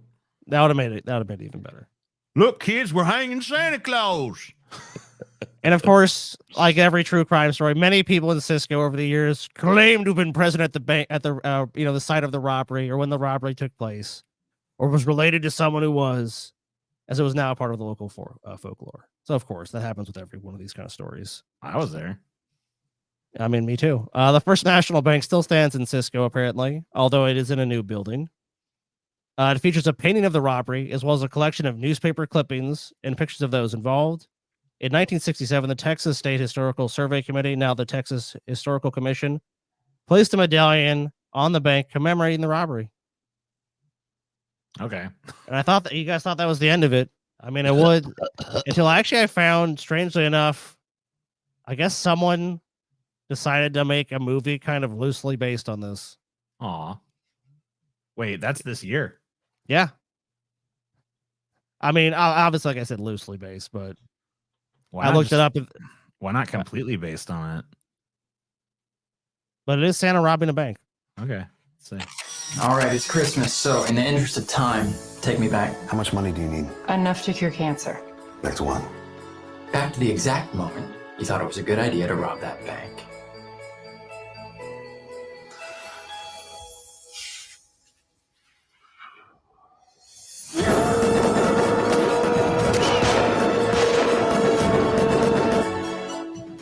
This Christmas, Well, it sure doesn't belong to the Easter Bunny.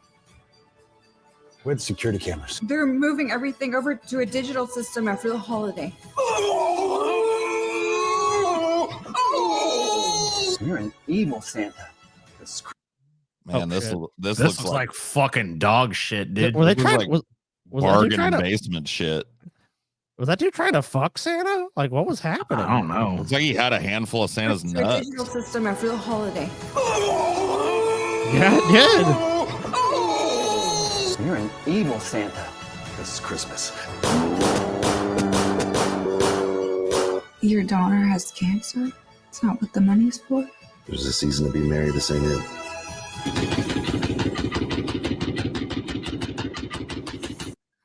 Wow. All right. Even the videos in pro, it's like, no, I mean, what, like, dude? you know, I It's guess it's that bad. I guess, you know, you gotta fucking admire the moxie of someone who made this movie for $12. You know? I mean, dude, $12 seems a little rich.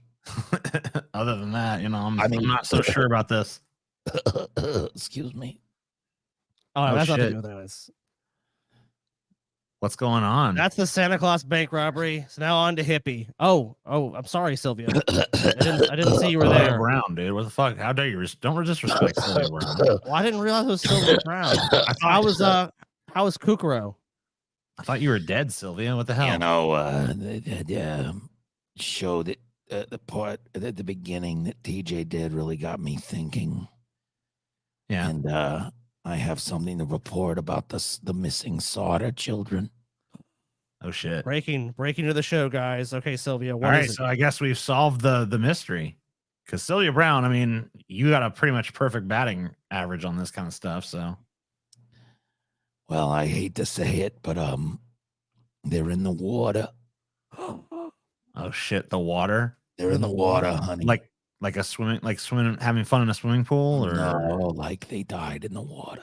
oh fuck, Oh, Sylvia, you gotta be kidding me. God damn it! Every fucking time with the water. Where? In the warm waters of Kukuro, Japan. Fucking No, goddamn damn it! Kukuro, Japan. Not again.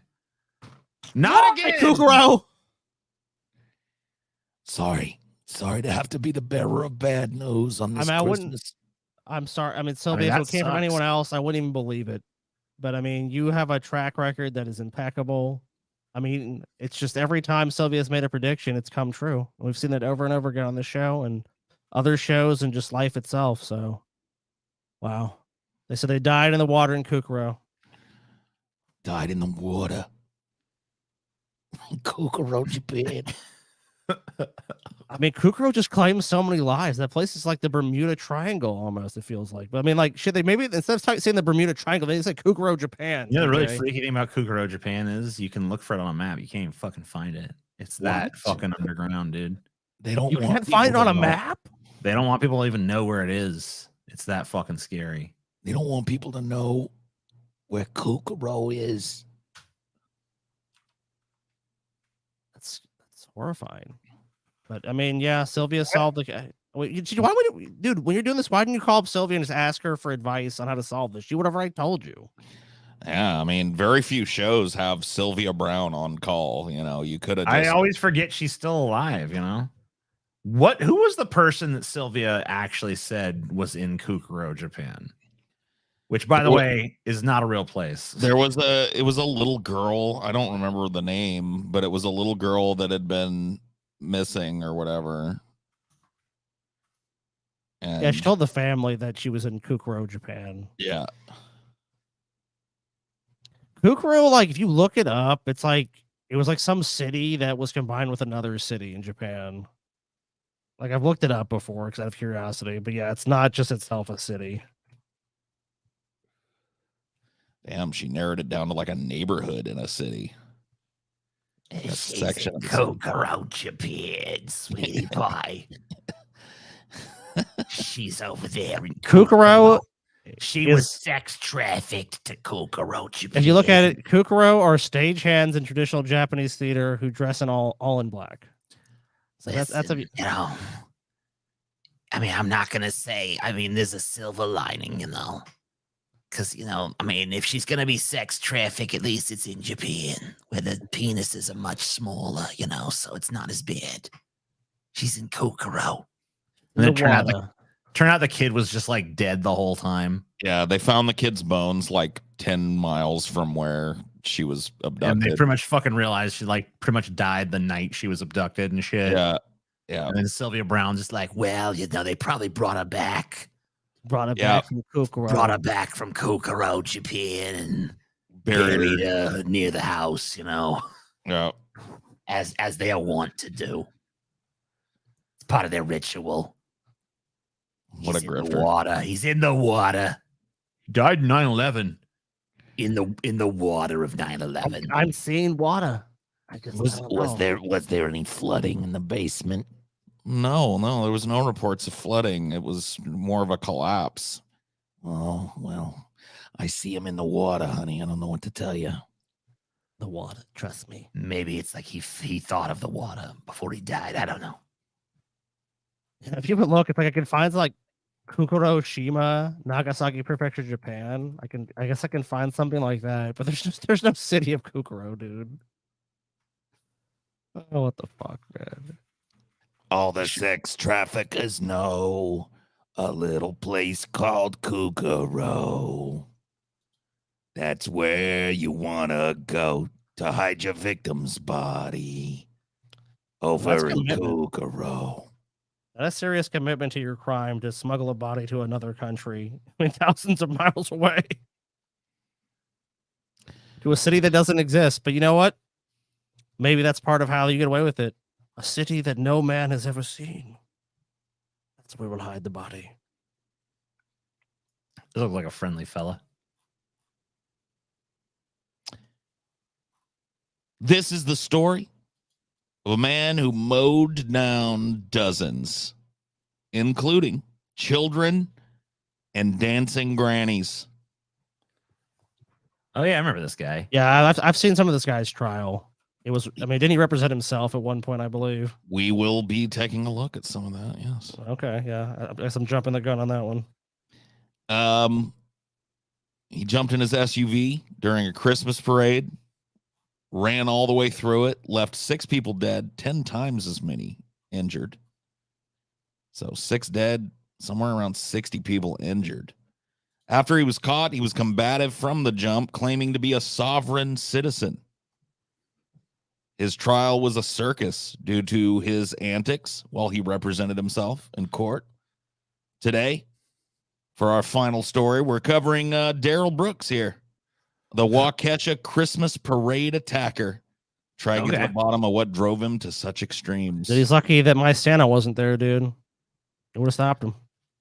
And by the way, if you look at the picture up here in the top right, that's him plowing through the dancing grannies that were part of the parade. Dancing grannies, huh? Yeah. We're the dancing grannies. You be the flattened grannies now, bitch. Bum, bum, bum, bum. So, look, he's a sovereign citizen, all right? He's not subject to U.S. law. He's a living man. He is not subject to any British esquire. If he chooses to drive those Dolly Roger, that is the American flag. If he chooses to drive those streets, that is his prerogative. And if some people, like a parade's worth of people, happen to get in his way, I mean, that is on them. What is he to do? I mean, he is free to traverse this great land at his will and to forage for food when he needs. Amen. And what are we supposed to do? I mean, if he was a U.S. citizen subject to our laws, we could do something, but he's a sovereign. So what are you going to do? This happened in 2021, and I barely remember anything about it. I remember a bunch of like super racist dudes on Twitter getting like bent out of shape about this and saying like that that he's this is like BLM or some shit. Yeah, and like trying to be like there's barely anyone talking about it because he's black and the victims are white. And meanwhile, it was like kind of all over the place, but whatever. So let's refresh ourselves on what happened that day.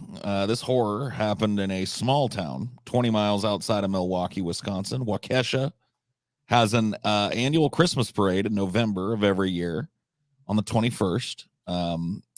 And on November 21st in 2021, they were back after having missed just 1 year due to the COVID-19 pandemic. So they canceled the parade the year before. Parade started at 4 p.m. and at around 4:39 p.m., 39-year-old Daryl Brooks drove a red 2010 Ford Escape SUV through the barricades and through the annual Christmas parade. One witness described it as it was horrifying and shocking to see bodies flying in the air as a person without any care for life or limb ran over many people at high speed. He hit the marching band first, and then hit girls waving pom-poms. Then a group called the Milwaukee Dancing Grannies, who most of the fatalities were the grannies. Yeah, I mean, their bodies are pretty old. They don't. I mean, yeah. I mean, you just you think of your average elderly person, and then imagine them against a speeding vehicle, and Two eyewitnesses told reporters that the driver did not initially stop. All they could hear was people screaming and crying. Police reported that the driver deliberately targeted the crowd, driving in a zigzag pattern to hit as many people as possible. The SUV then smashed through barriers, partially blocking the parade route, dodging a cop who fired his handgun at the driver before disappearing. Brooks was arrested on the night of the attack, and his damaged SUV recovered. Soon after, he told a Waukesha resident that he was homeless and asked to use his phone to call an Uber. The man was unaware of the events that had occurred and permitted Brooks briefly inside his home, giving him a sandwich and letting him borrow a jacket, but asked him to leave when the police arrived. Brooks left the man's home and surrendered to police without incident. So I don't know how the police got onto him that he was at this other dude's house or whatever, but I guess he got it out of his system because it seemed like, he just goes to some random dude's house, eats a sandwich, the cops come, and he's like, okay.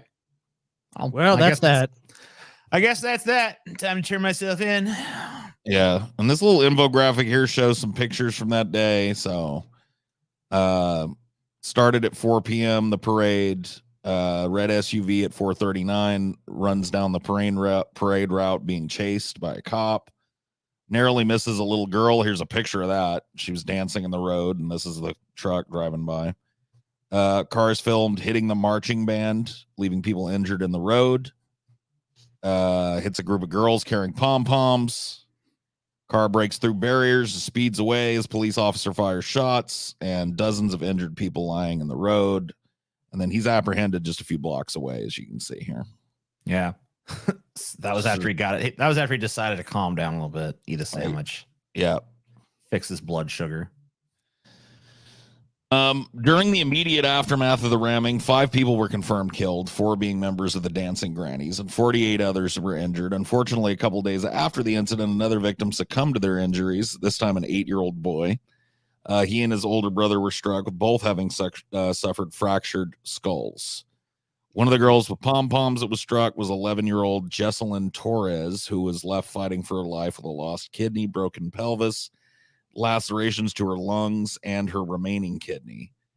She pulled through, and $140,000 was raised on GoFundMe to pay for her treatment that lasted months after the incident. So, I mean, this ruined her fucking life, basically. Yep. Stop BLM terror. Stop anti-white hate. Also horrible commentary on the healthcare system. They had to raise $140,000 for a child who was run over by an insane dude. So I guess there were several different donation efforts that were run for this. Nearly $900,000 were raised by GoFundMe. 7,000 donations being made, raising over $6.2 million to the United for Waukesha Community Fund. So people raised a lot of money for this.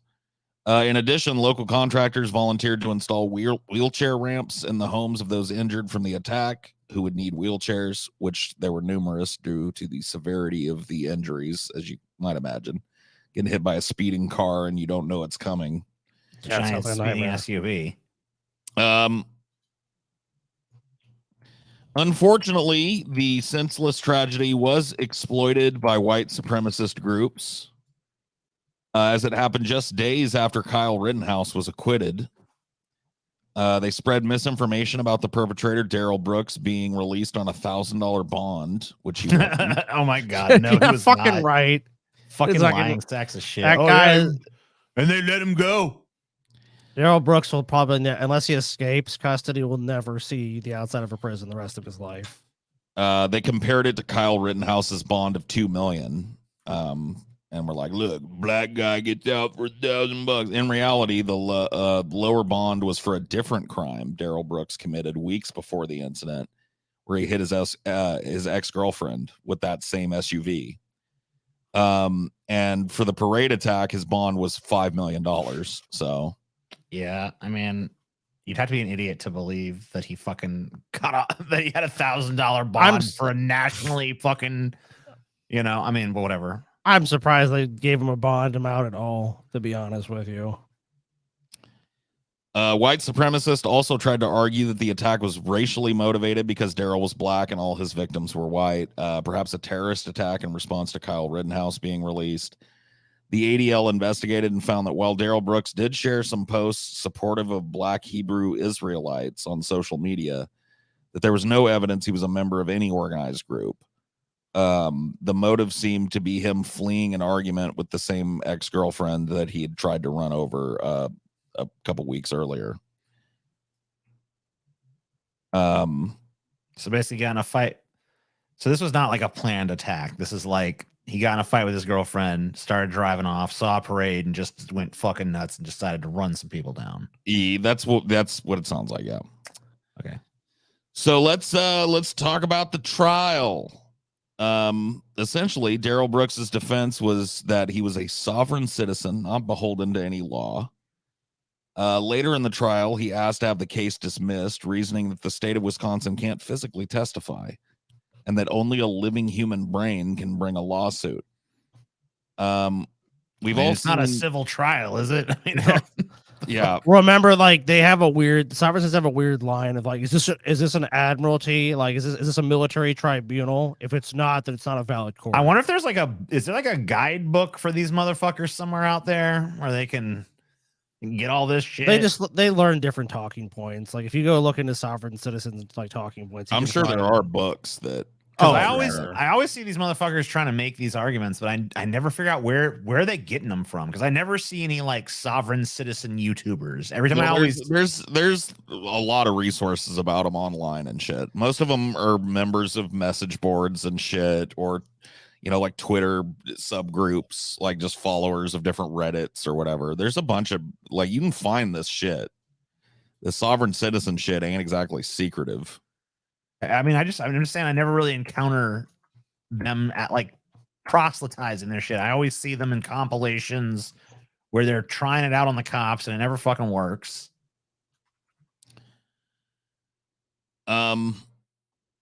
So we've all seen numerous examples of courtroom theatrics of sovereign citizens, but this was a little different, since his crime was far more severe than the average sovereign citizen who, like they're usually like hauled in on a failure to pay taxes or driving a car without tags or whatever. Yeah, they usually don't try to use it for like murder shit. However, other infamous killers have also represented themselves in court, like Ted Bundy and one of the DC snipers, both with poor results. So I mean, at least Ted Bundy was a lawyer. I guess that's true, yeah. The first day of the trial was a bad idea, but yeah, it's never a good idea to speak in your own defense as a lawyer. You should not represent yourself. There's no way that's a good idea. I mean, you can if you want, but not. You can, but it's not grounds for a mistrial. And this guy doesn't understand how legal procedure actually functions and works effectively. He's not going to give himself an even decent defense, which he didn't. I mean, a theatrical defense for sure, but not a good defense. The first day of the trial, as you might imagine it would be, was waylaid by chaos, with Brooks's disruptive activity forcing Judge Doro to call 11 separate recesses. On another day, he was removed from the courtroom just 7 minutes into the proceedings. Waukesha County Circuit Court Judge Jennifer Doro sent Brooks back to his holding cell as he repeatedly interjected, "I cannot tolerate that, and I won't tolerate that." She told him, according to Wisconsin Public Radio. He was later allowed back into court only for further interruptions, including a complaint that he was being sent into a gunfight with a butter knife. And that caused Darrow to repeat her removal order. Brooks was placed in an adjacent courtroom and, appearing via video, appeared to continue speaking while on mute. So they like, this guy literally just wouldn't shut up. So they had to move him to another courtroom and like Skype into that courtroom and just mute him so that they could go through the trial. Other antics included taking off his shirt, refusing to answer his own name, and sticking an objection sign down the front of his pants. The judge was incredibly patient through these numerous outbursts to stymie his apparent goal of creating grounds for an appeal on the base of a mistrial.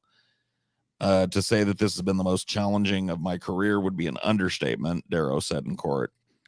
I've done my best, I believe, to be fair, to be unbiased, protect the rights of not only Mr. Brooks as it relates to the trial, but those of witnesses, those of victims, and, of course, last but not least, the jurors. So yeah, you gotta have fucking some pretty saintly patience to be dealing with that shit. Because, like, you got a guy who fucking not only is like a mass murderer, but is basically like trolling the entire trial and has like invoked his right to self-defense, to defend himself in court, but is basically using that as an opportunity to just fucking act like an asshole. Yeah, to stymie the trial as much as possible. Like his goal, like clearly, trying his best to just throw a monkey wrench in the entire works of the fucking trial. This is Judge Jennifer Darrow, by the way, who is kind of a milfy snack, to be honest with you. Yeah, I see what you mean. Kind of a little bit of a milfy snack here for a judge. Yeah, for a judge. Here's some we obviously don't have to watch this whole thing, but here's some excerpts. You guys have to tell me if you can hear this or not. Okay, gotcha. Of course. I'll tell you. Nope. Can't hear shit. Can't hear a thing. Can't hear a thing. All right, now what are the odds we'll be able to hear it the next time he puts it up? That's the real question. I'd say 50-50. All right. It's not a tactic. Oh, I can hear it. Yeah. All right. Let's give it a listen. Once again, doing this tactic because it's not a tactic. It's facts. It's facts. To some other reason. It's facts. Because I find it hard to believe that I'm gonna all of a sudden nobody hears what I say. I'm going to let the state make a record of why they believe it's objectionable, because I haven't let them do that. We go over the top 5 outbursts of defendant Darrell Brooks in the Waukesha Parade tragedy trial. Welcome to Sidebar, presented by Law and Crime. I'm Jesse Weber. The trial of Darrell Brooks Jr. out of Waukesha, Wisconsin. On one hand, we can't forget what this trial is about. You have a defendant who's been charged with over 70. It's pretty easy to kind of forget what it's about because he's such a fucking spectacle in this goddamn courtroom. Yeah. It's easy to kind of forget like how serious the trial actually is. Yeah. Under the jurisdiction or authority of the government. So we thought, why not revisit the top? Yeah, we get it. You told us that. I hate these kind of fucking. They always inflate shit. Yep. Not too happy about it. 3, I believe that these photographs are designed to make a suggestion to the jury that Erica Patterson is a bad mom. I think that is what the defendant is trying to do. And if we're going to go down that road, then we would be forced to counter that claim. First of all, it doesn't make her an incredible witness, if it's even true. And second of all, if we go down that road, we would be forced to counter that claim by pointing out that not only does the defendant not live with the child in question, he doesn't live with any of the other children that he has.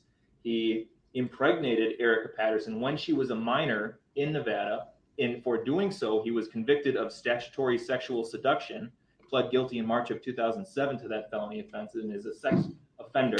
This guy is a fucking piece of work, man. Yeah, Any a real winner. causation that would lead to Erica Patterson being a bad mom, Mr. Brooks has a direct role in that. Yeah, let me go with character assassination. It's like, dude, you shouldn't even attempt that. At the end of the day, Let him finish. We're gonna open the door on that. No, Brooks. since he want to make a record and not be accurate, so let's be accurate all on the record. Since you think you know so much, Once so again, we can Mr. open the Brooks door is on. being We can open the door loud, on how old she told you disrespectful, she was when we met. interrupting. We can ask He's- that he question is too. Then over the Did you top ask that? animated Do you right know now. that? Mr. Brooks, I'm ordering you to sit down and to let this. Bro, it doesn't matter what someone tells you. It's what the actual reality is.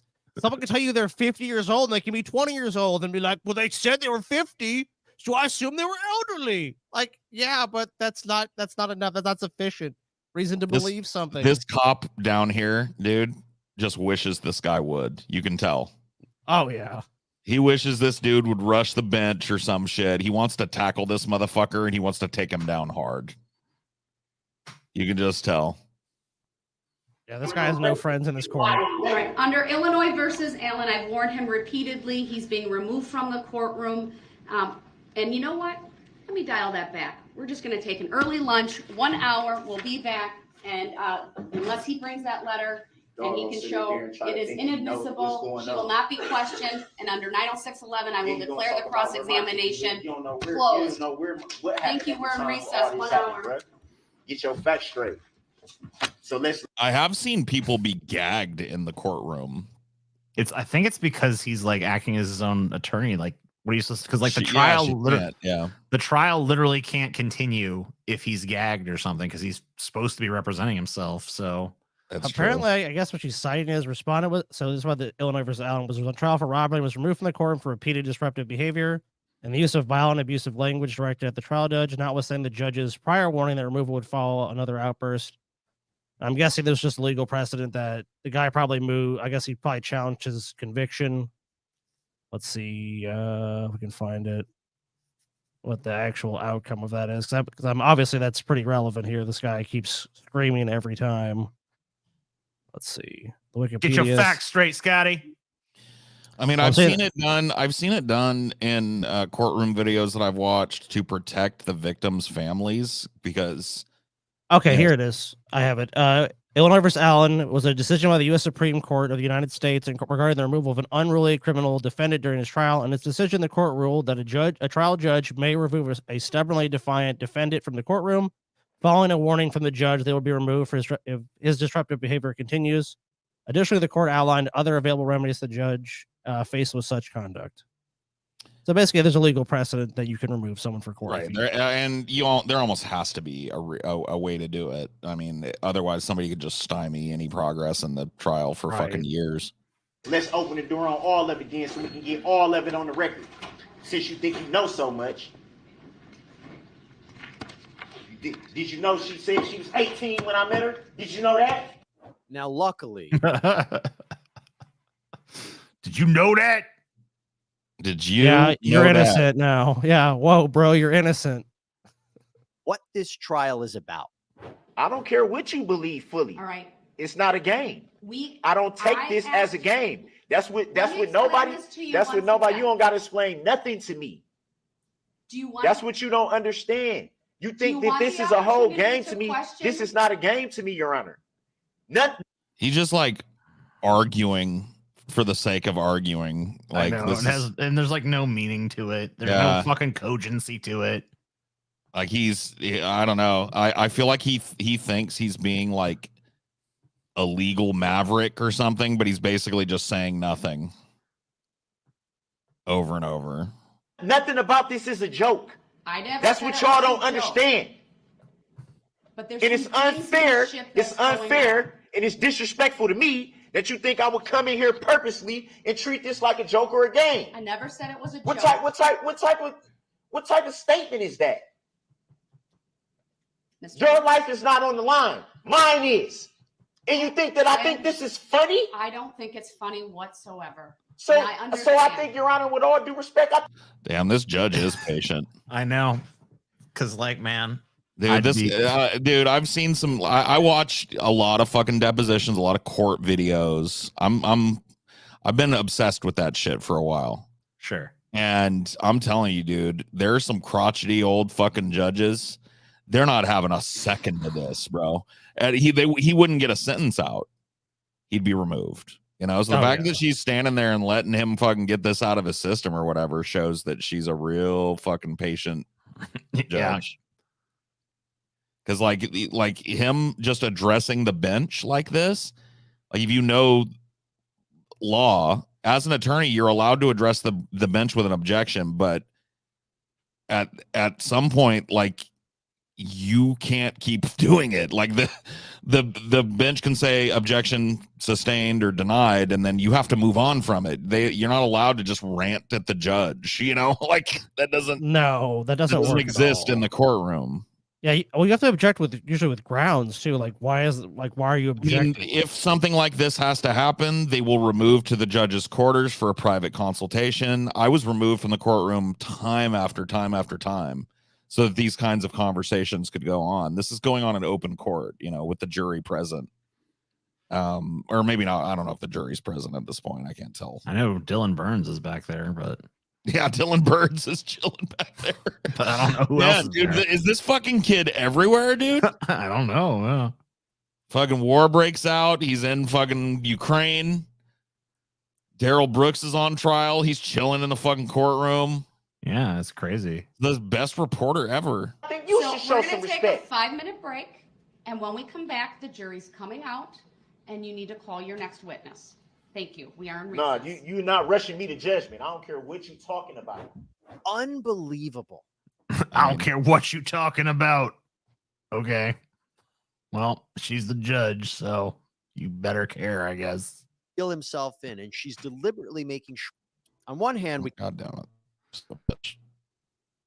That's his right. And while there could be opportunity, find the actual shit. Just like when I asked you about subject matter jurisdiction that you have yet to prove on the record. But somehow I'm being intentionally disruptive. Come on, man. Stop. Just stop it. Yeah, man. You're going to go to a trial. You're going to go to this trial and be like, you have no authority. And you know what the authorities are going to decide? You're right. You're free to go. Right We, this the way. jury, find the defendant not guilty by way of being totally awesome. I mean, he might as well be asking for that at this point in his trial. Wow, he really you see the way Don't he work. stood up to the judge and stuff? He's fucking awesome, dude. He might be the best lawyer I've ever seen. Him defending himself That was is the not wisest the decision he time. could have made. Yeah, I think there might be one more. This is the most viewed. Yeah, let's see the most There's the big viewed. bump. That's the big giant bump right there. There's an issue that we do need to pick up potential as to a witness by the name of Abel Lescano. He has prior criminal history. Thank you. So as long as the jury's out, we should probably discuss that. I would like to provide the defendant and the court with a copy. So that had of to be the- said. So it's the defendant. That's not how it was said. That was how I said. You want to run the disagree. record back? Mr. Brooks. So I'm the only one. I got one. I Mr. got one Brooks. ear that work, and I heard that. This Come on, is man. to benefit Come on, man. you so No, that it's you not. understand Ain't none of this your to benefit me, witness so let's be has clear a about prior that. record. Your Honor, when Actually, it is to benefit you, dude, because you know what? We just covered a story a little while ago of what would have happened to you 100 years ago, which was when a mob and the people of the community would have taken your ass from the jail and they would have strung you up, and that would have been your justice. So actually, it is to your benefit that you do have legal representation, which you refused, and that you do have a day in court. Because a lot of people, for a lot of history, didn't get the benefit of that. You fucking were caught killing other people. You died. That was it. Yeah. You know, I gotta say, for a dude that plowed into a bunch of fucking dancing grannies at a Christmas parade, this dude is way sassier than I would have thought he'd be, you know? Yeah, you'd think he'd be like some kind of like Hannibal Lecter kind of motherfucker, just like cool as ice and just like, Or just one of those like dudes that's just like an infinite hard ass. You know what I mean? just like someone who's just like, I don't even give a fuck about those people. I don't give a rat's ass. Shouldn't have been in the way of my fucking Ford Escape. Dancing grannies, now they dance in hell.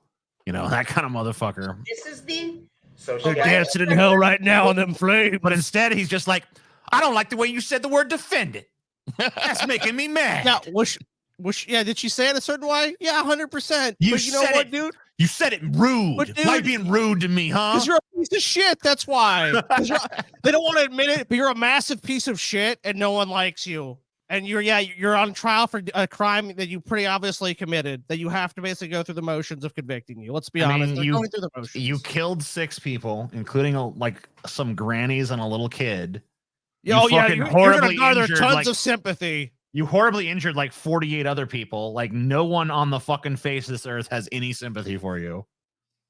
Dude, imagine your Nana got fucking run over when she was out with her dancing fucking meemaws. Yeah, and then you gotta watch this shit. This is the trial, you know? Yeah. This dumbass fucking motherfucker. You ain't put no jurisdiction over me. Hey, bro. Fuck you, judge. Try to die on that hill. Try to die on the hill that they have no jurisdiction, bro. That's gonna work. Stop talking. Come on, man. Like, I don't know who y'all be thinking y'all fooling. I accept the value in return for value this document. One more interruption and you're going to be removed to the next courtroom. That's what you want to do anyway. It's not what I want to do. Do not interrupt Attorney Opper. So can Your Honor, so I can you believe he explain- has 7 prior criminal convictions via OWI 2nd from 1997, and OWI 3rd from 1997, and OWI 4th from 2003, criminal trespass to What is operating while intoxicated. Yep. So I mean, this guy was a habitual offender. They just stopped calling it a DUI now. It's different legally. Driving Is under the it? influence and operating, it's like there's like a different legal standard. Oh, I didn't know that. dwelling from 2006. Right, I need to take a break. This man right now is having a stare down with me. It's very I didn't know he was staring right into the judge's eyes. I guess that's what's going on. He's like, very disrespectful. He pounded his fist. Frankly, it makes me scared. So, yeah, I mean, I would be too. He seems a little unstable. No way. A picture of Just stability. I don't know. Slightly unstable, possibly. I don't know about So that. you guys are going to be shocked about this next part. This whole court circus routine that he played didn't work. So wait, but like because he's black and we obviously live in a fucking anti-white country, I'm sure he got a mere slap on the wrist, right? You got two years, TJ. That's all. 2 or 3 years in jail, and then he's out. 2 years, 2 of them suspended. Oh, okay. 76 charges, including 6 counts of first-degree intentional homicide, 61 counts of reckless endangerment. Each homicide count carried a mandatory life sentence, and the only uncertainty Wednesday was whether Doro would allow Brooks to serve any portion of those sentences on extended supervision in the community, which is the state's current version of parole. She did not. Wisconsin doesn't have the death penalty. He was sentenced to 762 years for that's just the endangerment counts. Before the judge handed down her sentence, Brooks told the court that he suffered from mental illness since he was young and didn't plan to drive into the parade route. He also offered his first apology to the dozens of people who were hurt or lost loved ones during the incident. His mother pleaded for him to be sentenced to a mental hospital rather than a prison, which if she knew anything about mental hospitals, she probably would have just let him go to prison. However, he was found competent enough to represent himself and withdrew his initial plea of not guilty by reason of insanity before dismissing his lawyers. It was too little too late. He dug his own grave at the trial, and the judge kind of just patiently waited and allowed him to do it. I mean, the reality is too that even if he'd had the best legal defense on the face of the earth, the outcome probably would not have been all that different. I mean, he might have been able to get an insanity defense, maybe, knowing if he had a really good lawyer or something. But yeah, I mean, even then, it's the rest of your life in a mental institution or the rest of your life in a fucking prison. You know, I mean, it's I mean, either what's the way. old saying? A lawyer who represents himself has a fool for a client. They knew that. He's never getting out either way. He's No. Yeah, I mean, If 6 he had the life best sentences plus 760 years. I mean, if he had the best legal defense money could buy, there was just too much evidence he had done it. He hurt too many people. The community outrage was too strong. This guy was always going to spend. I mean, the best outcome from maybe would have been he got like 25 to life somehow. Like that's the greatest thing. Like, so maybe he has a minimum of 25 and has the chance of seeing. there was no fucking way he was ever going to get something. I mean, But maybe the way.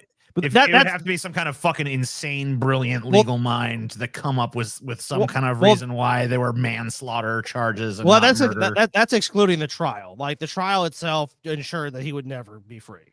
That's like he comes in there like the leading psychiatry, the country's leading psychiatry minds are just like he was insane. There was insane.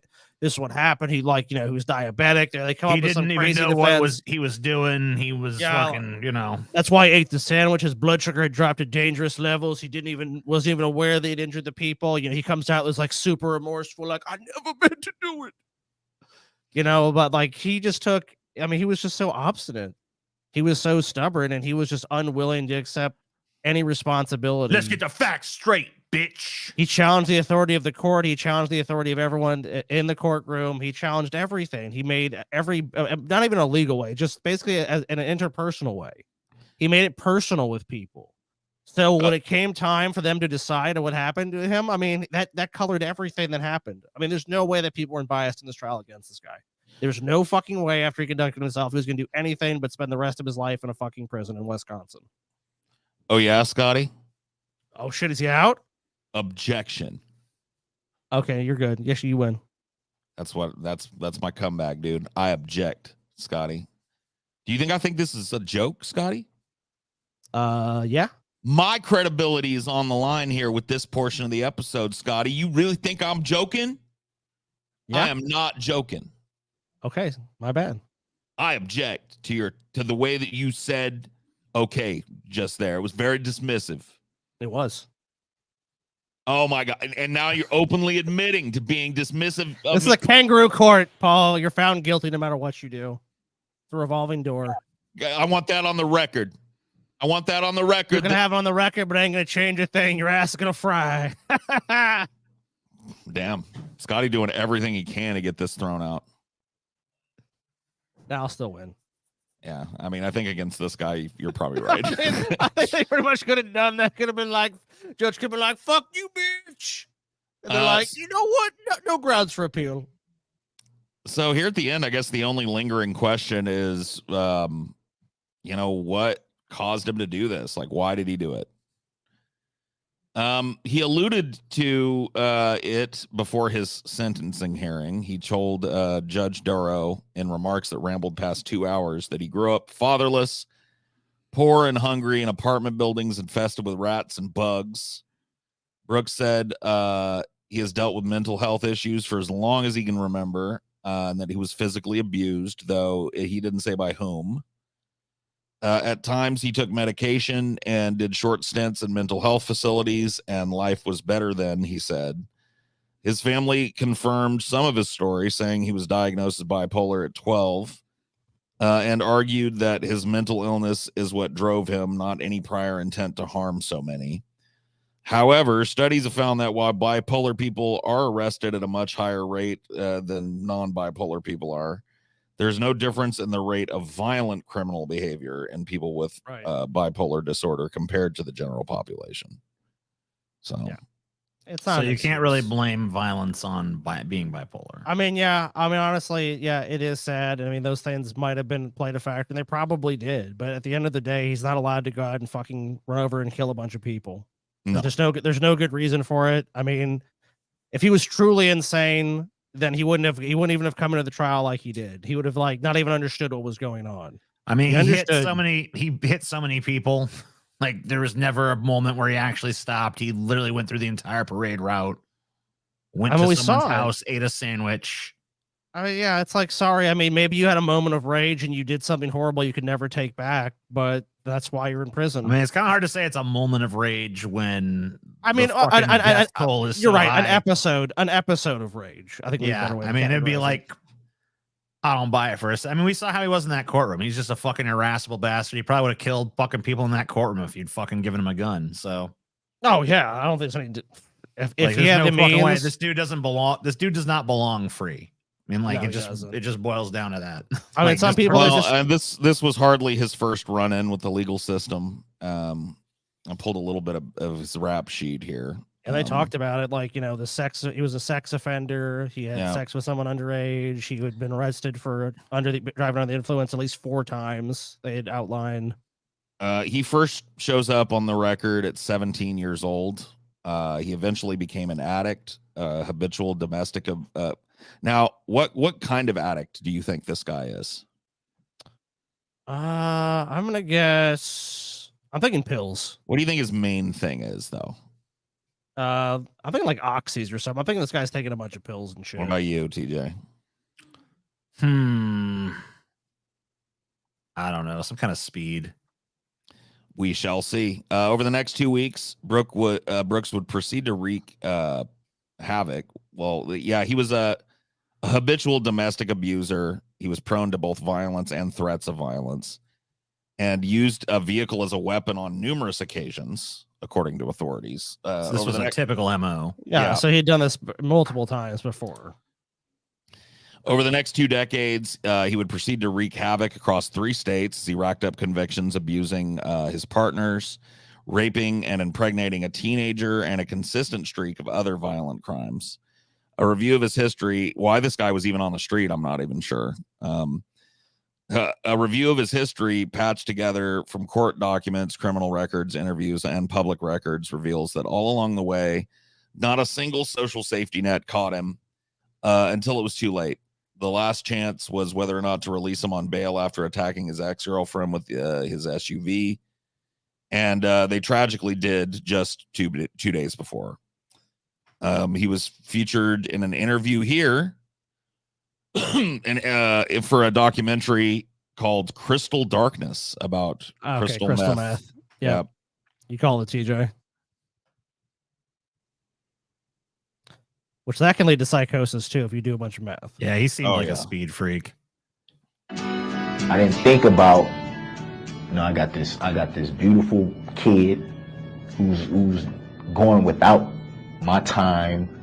I thought I would just be this wonderful father, just be the greatest dad ever. The vision is just like, I'm gonna give him everything that I didn't have.